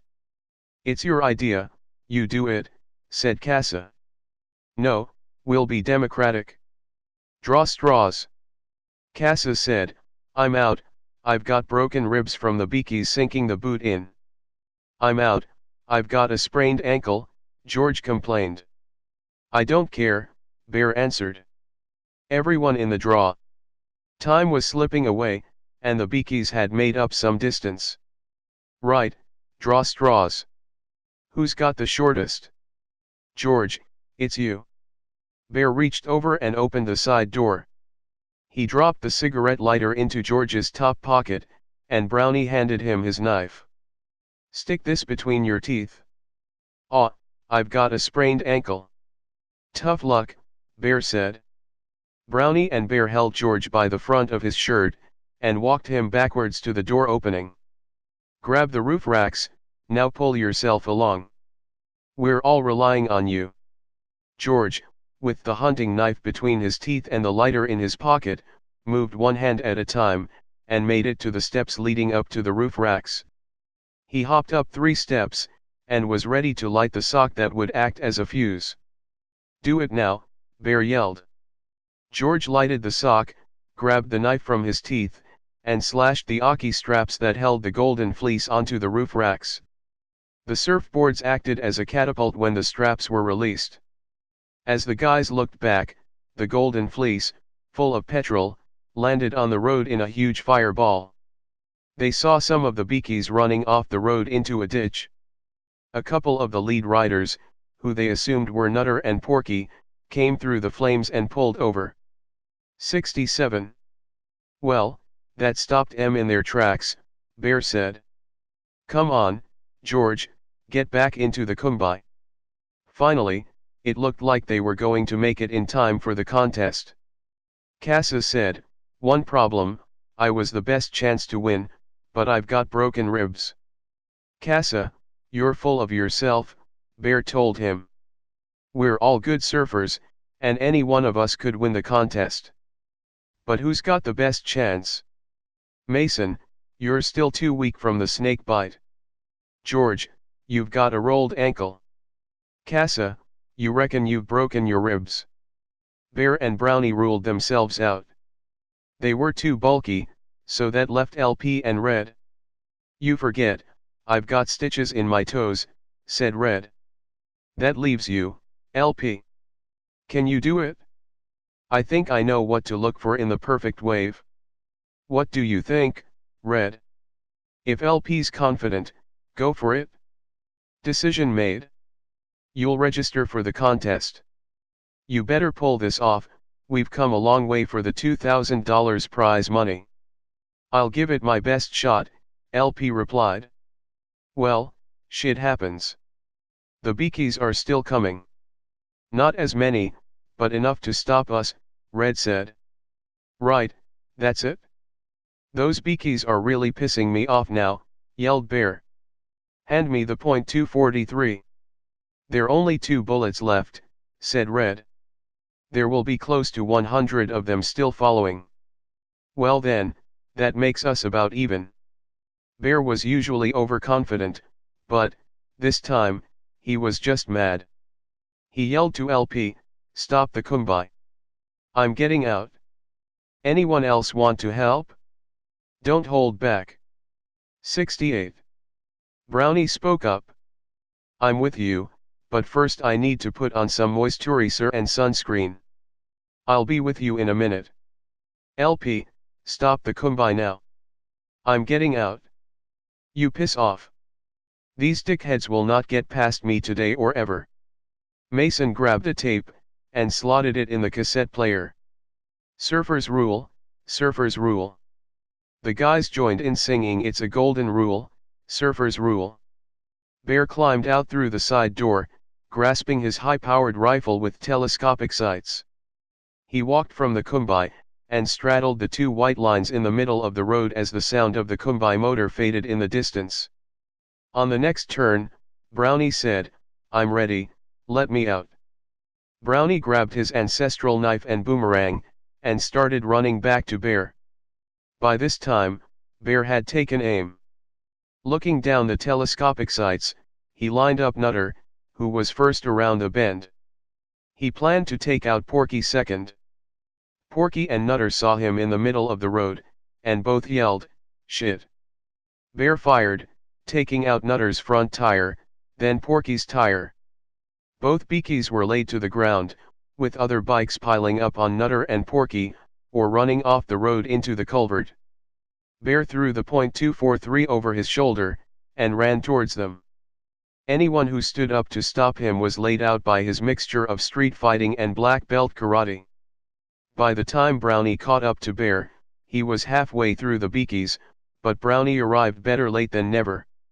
One bikie pulled himself up out of the culvert with a hunk of wood in his hand.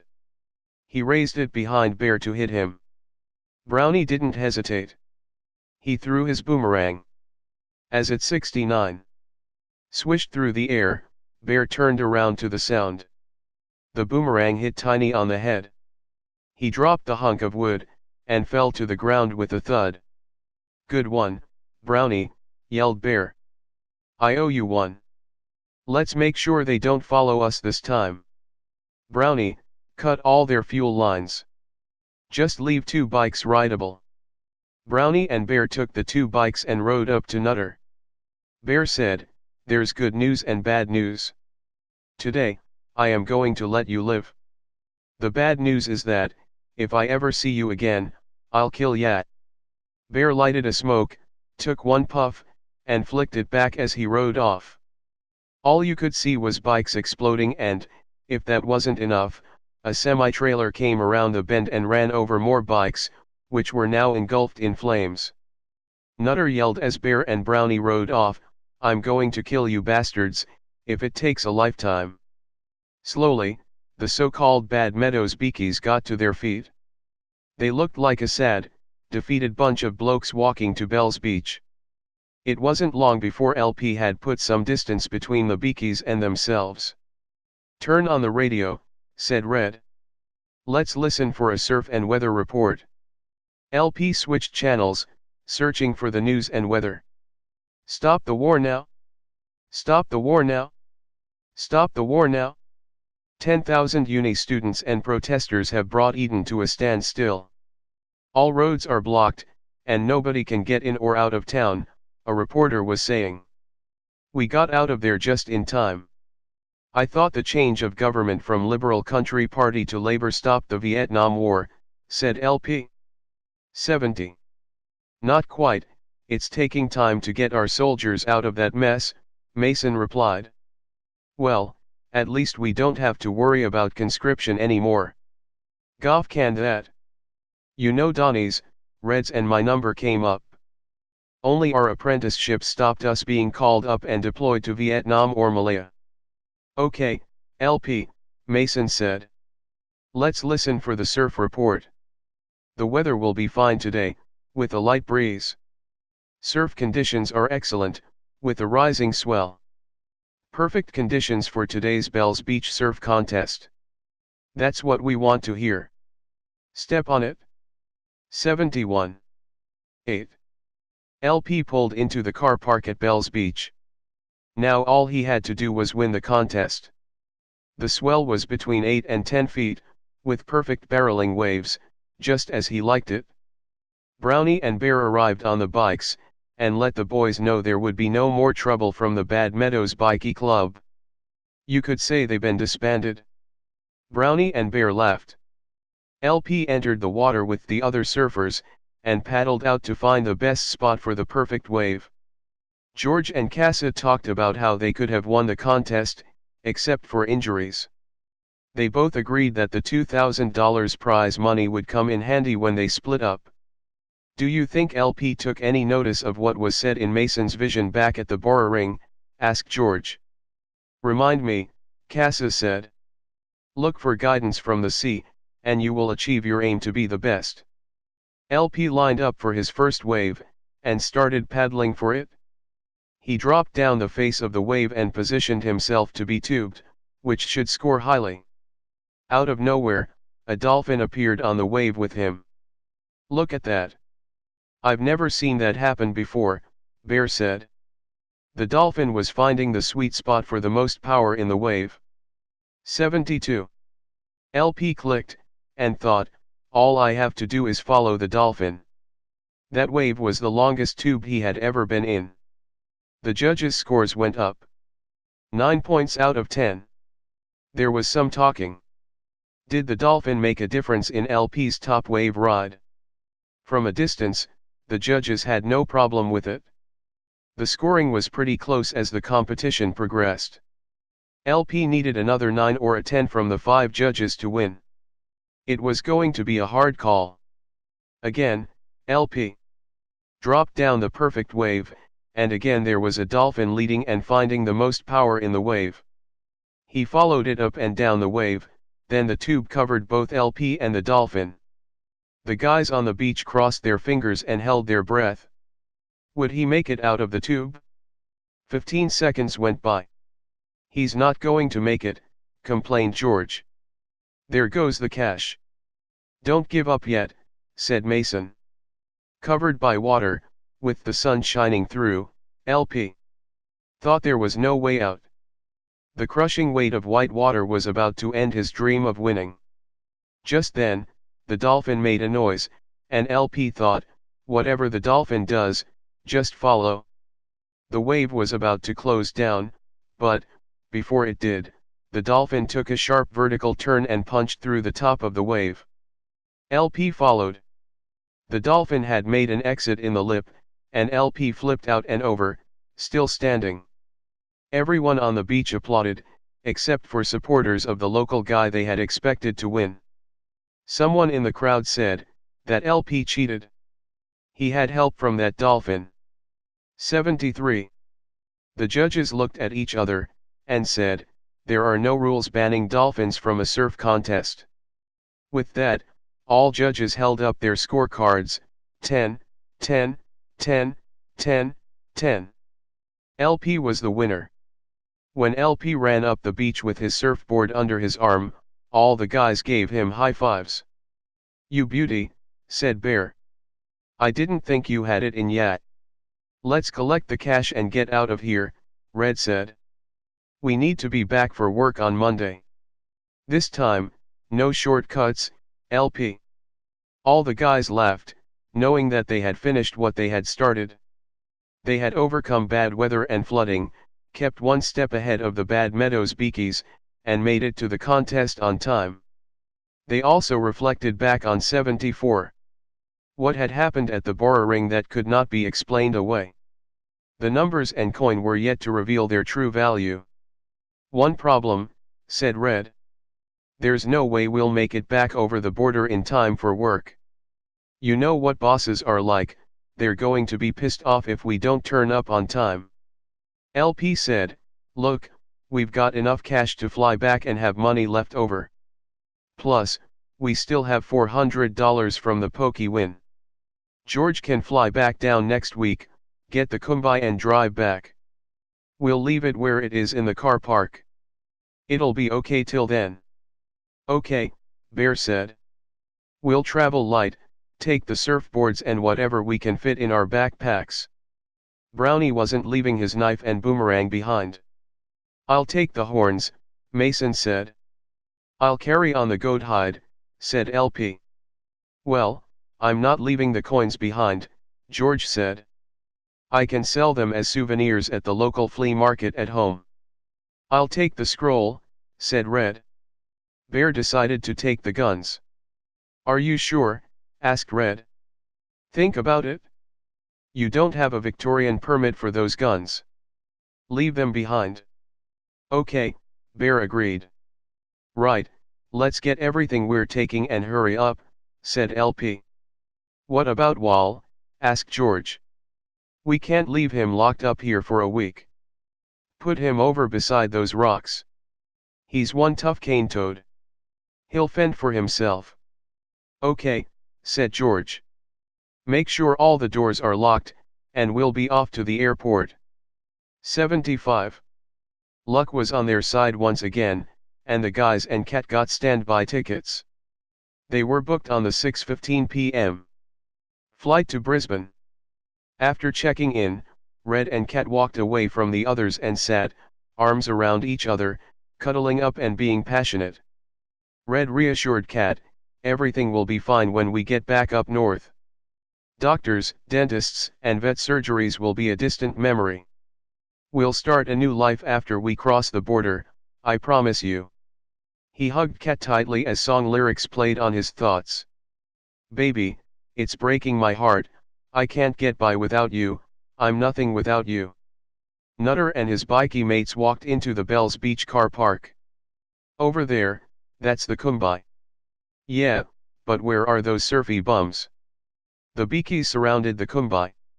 "Try the back hatch, and see if the coin is still there," said Nutter. Tiny grabbed the handle and turned it, but it was locked. Some of the bikies rocked the Kumbai from side to side. "Porky, get a rock. Smash that side window," ordered Nutter.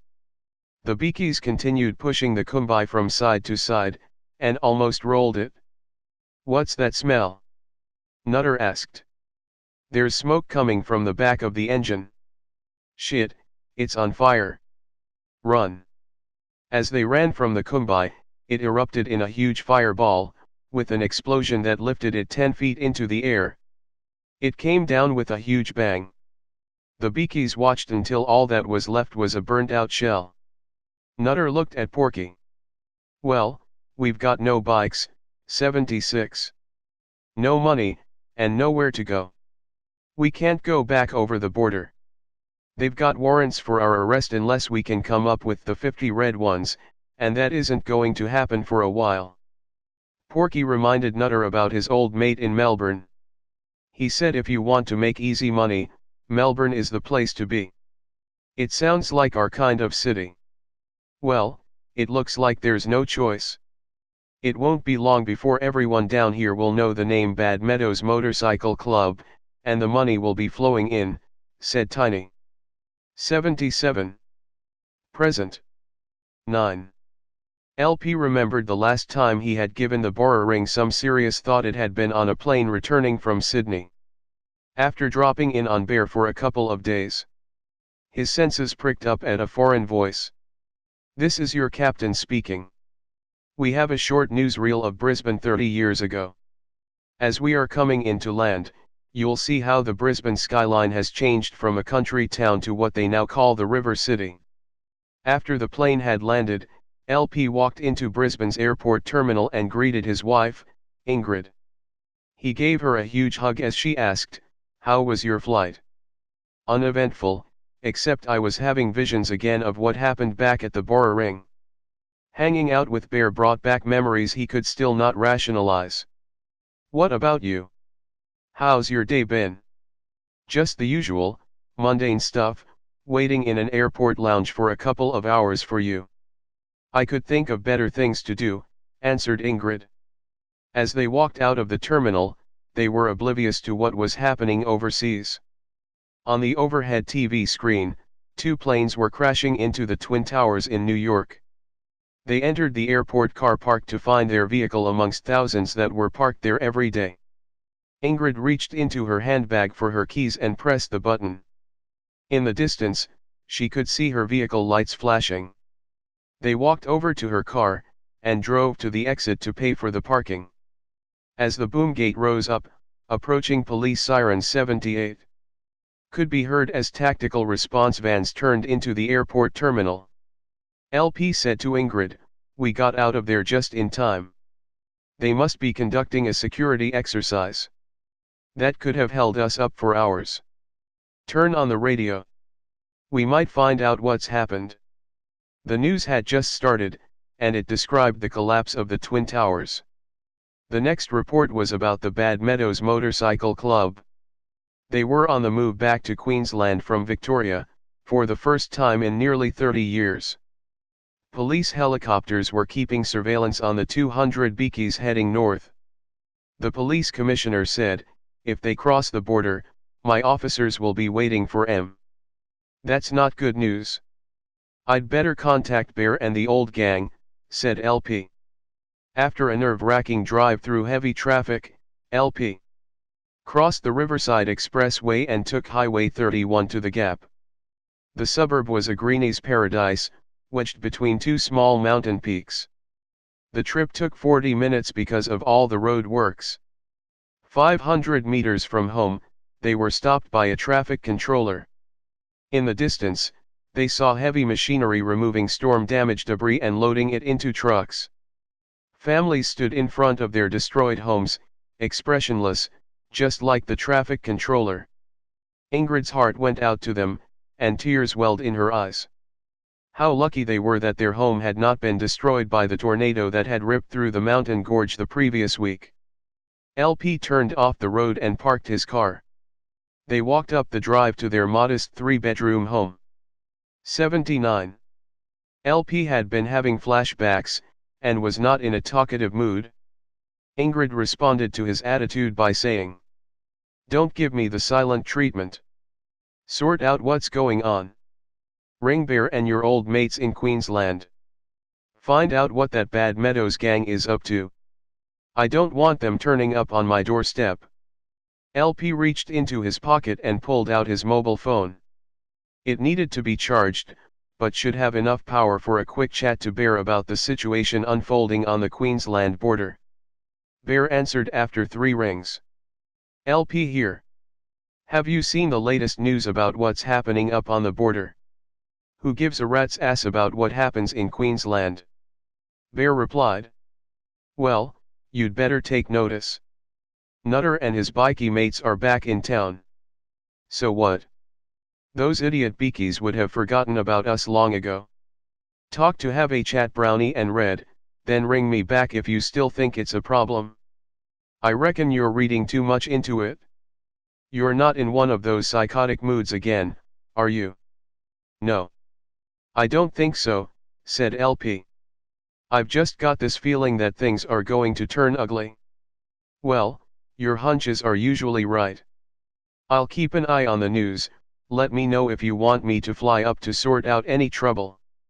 LP rang Brownie and Red, and explained the situation. Both agreed with Bear that it was all well in the past and LP was just being paranoid. "Everything will be fine," said Red.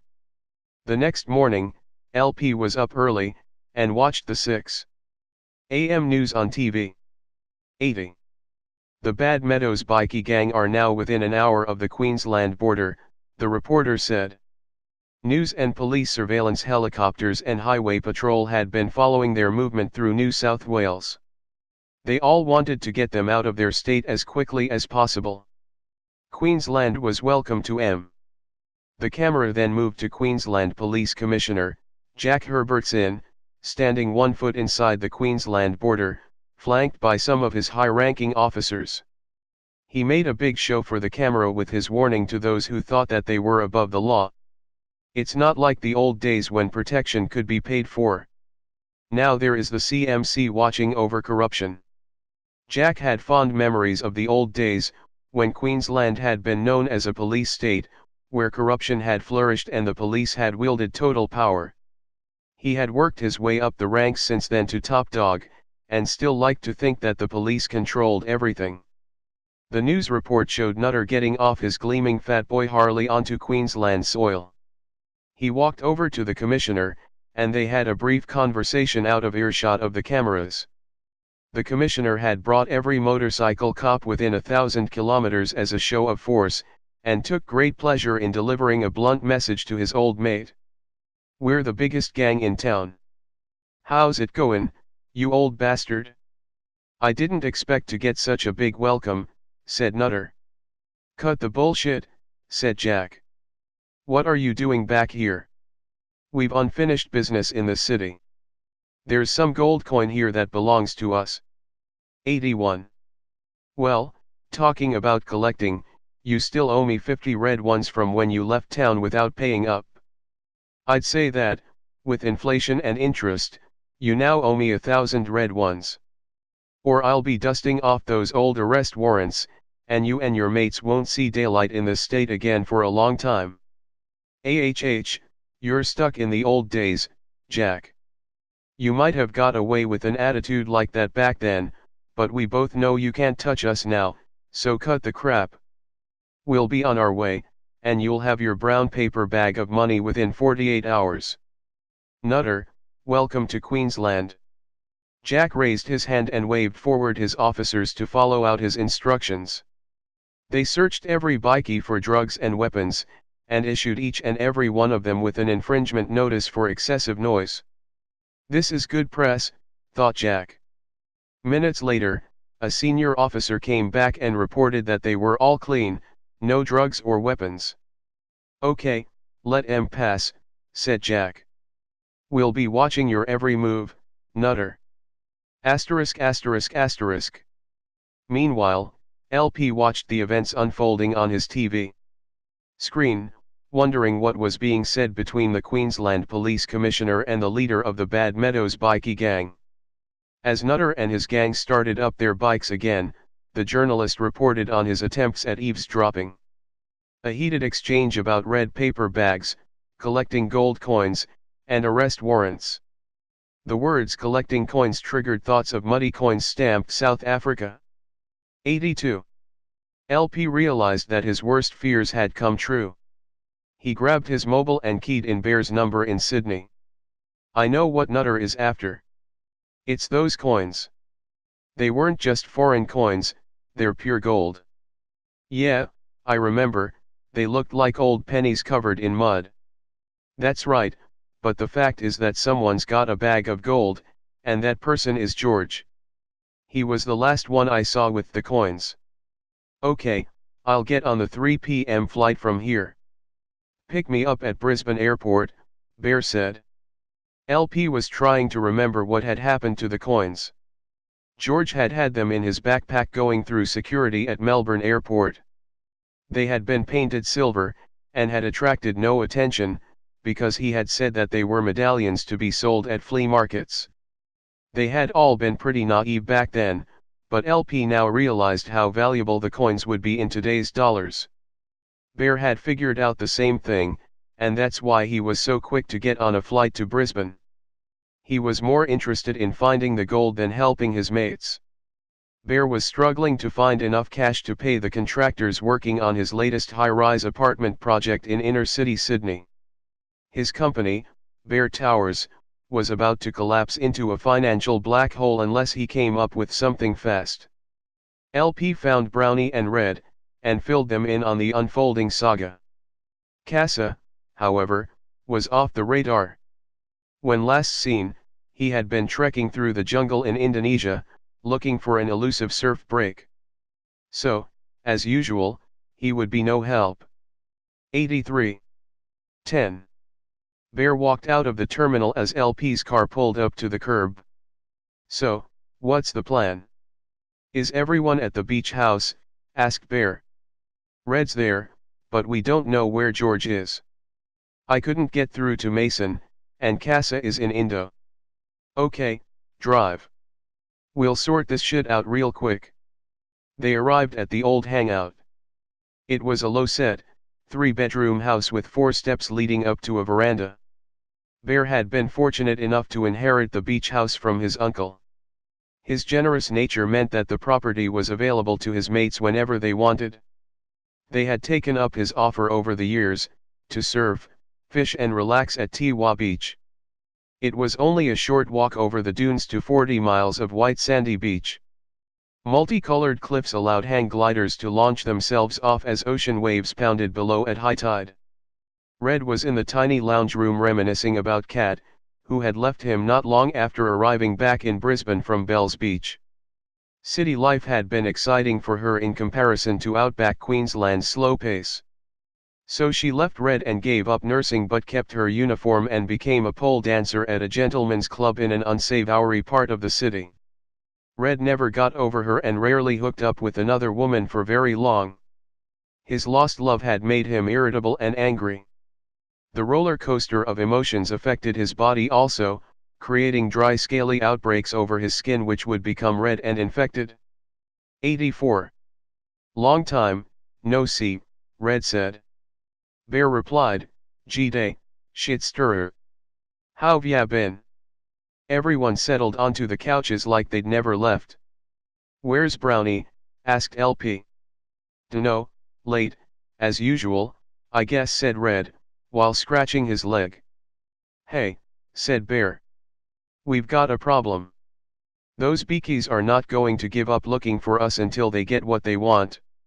Well, what they want is beat us to a pulp because we dobbed them into the cops, said Red. Bullshit, Bear said. We've got something of theirs, and they want it back. It's those bloody coins we found in the back of the Kumbai ages ago. They weren't just foreign coins, they were gold. Oh, shit, Red replied. Are you kidding? I thought they were just rubbish. We're in big trouble then. Let's just find the gold first, said Bear. Then we'll decide what to do with those bastard bikies. Suddenly the guys stopped talking. They could hear the roar of the bikes, but couldn't see anything other than a huge dust cloud coming from a gravel road that had been recently built by the local council.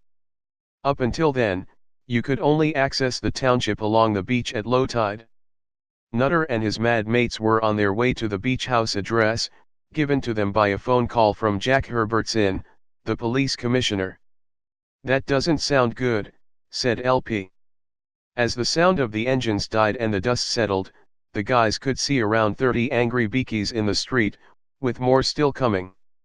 Many got off their bikes and spread 85 themselves out, then Nutter and Porky walked up the 4 steps to the veranda. Nutter said, "You know why we're here, hand over our gear, and do it now." "Tell me, Nutter, what do you mean?" Bear asked. "I have no idea what you're talking about." "Don't stuff me around, I want our coin back now," Nutter replied. Bear said, "We ain't got it, so go back to where you came from, or I'll have ya." Nutter laughed. "There's 3 of you, and a street full of us." "Bear, you're full of yourself." Bear realized the odds were not in his favor, and needed some time to get his head around this jam. Porky had been standing quietly, sucking from a tolly he had taken from the fridge. Suddenly, he interrupted, "Which asshole put my head through that wall 30 years ago?" "Don't tell me you've come all this way to find that out," asked Red. Porky replied, "We've got long memories. Every one of our mates outside wants a piece of you guys. We've been thinking about paying you surfy bums back for all the trouble you caused for a long, long time." Red said, "You guys need professional help. I know a good shrink who could help you get over your anger management issues." "Cut the crap. Who put my head through the wall?" asked Porky again. Red walked forward and grabbed Porky in a headlock. He marched him over to a wall, and pushed his head through the gyprock, then slowly pulled it out, showering his red hair and beard with white gyprock powder. He looked like a ghost. "Now do you remember who put your head through the wall?" Red asked. 86. You. You bastard. That's right, and, if you don't leave now, I'll do the same to your brain dead mates out there, too. Bear jumped in to calm things down. "Settle down, Red, I'm sure Nutter and I can work something out. Surely you guys didn't come all this way for an old grudge. What's the real reason you're back in town?" "I was getting to that before your mate got aggro," Nutter said. Bear said, "He had good reason to, so don't stir him up anymore." Cut to the chase, "Where's our gold?" asked Nutter. "What gold? You bastards better still have it, or the money you got for it, or I'm gonna kill ya." Bear jumped in again. "We've had this little talk once before, and I said that if I ever see you again, I'll kill you. So think again, the only one who's going to die today is you.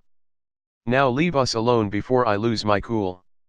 Nutter said, "I've got a street full of bikies backing me up, and they want to rip you lot from limb. All I've got to do is give them the word.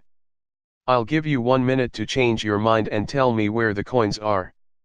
"Those coins, they were just some old foreign coins. Worth nothing," said Bear. Are you lot still as naive as back then? Those coins are gold Krugerrands. They are collectors now, worth 10 times their face value. I'm talking 1.5 million, said Nutter. Nutter turned and started walking out, then said, "You've got 1 minute to tell me where my coins are, or my mates will come in and extract what we want to know." Bear said, "Nutter, a wise man once said, turn the other cheek but once. Just keep walking and get on your bikes, or 87. You and your bikie mates will not live to tell the story. The coins are long gone." Nutter reminded Bear, "There's 200 of us and only 3 of you dickheads. That's better odds than the last time we met, bugger off or you'll get burnt." As Nutter and Porky went back to their mates, Bear, Red, and LP stood looking out at the sea of bikies in front of them. Bear's confidence was over the top again. Things were looking pretty grim. Ring, ring, ring. Bear answered his mobile. "Hey, Bear, I see you've got visitors. What do you want me to do?" It was Brownie. "Where are you?" "At the top of your street. Go around to the back street and wait for us." This time, Brownie being late was a bonus. "Okay. LP, Red, do a runner out the back door and over the fence. Brownie's waiting to pick us up. Turn on the gas on the way out." Red and LP turned the oven on as they raced out through the kitchen, with 30 seconds left of Nutter's ultimatum. Bear stood stock still for a moment, looking out at the bikies. Then he took a deep breath and followed LP and Red through the doorway. He stopped a few meters away and watched as Nutter's bikies entered the house. Like a herd of cattle smelling the slaughterhouse, the bikies realized that what they smelt was danger. They scrambled to get out, climbing and pushing at each other. Bear opened his metal signature lighter, turned the flame to high, and flicked the lighter through the air like a boomerang. Bang! All the windows blew out with a huge explosion of fire, and smoke billowed out through all the windows and doors.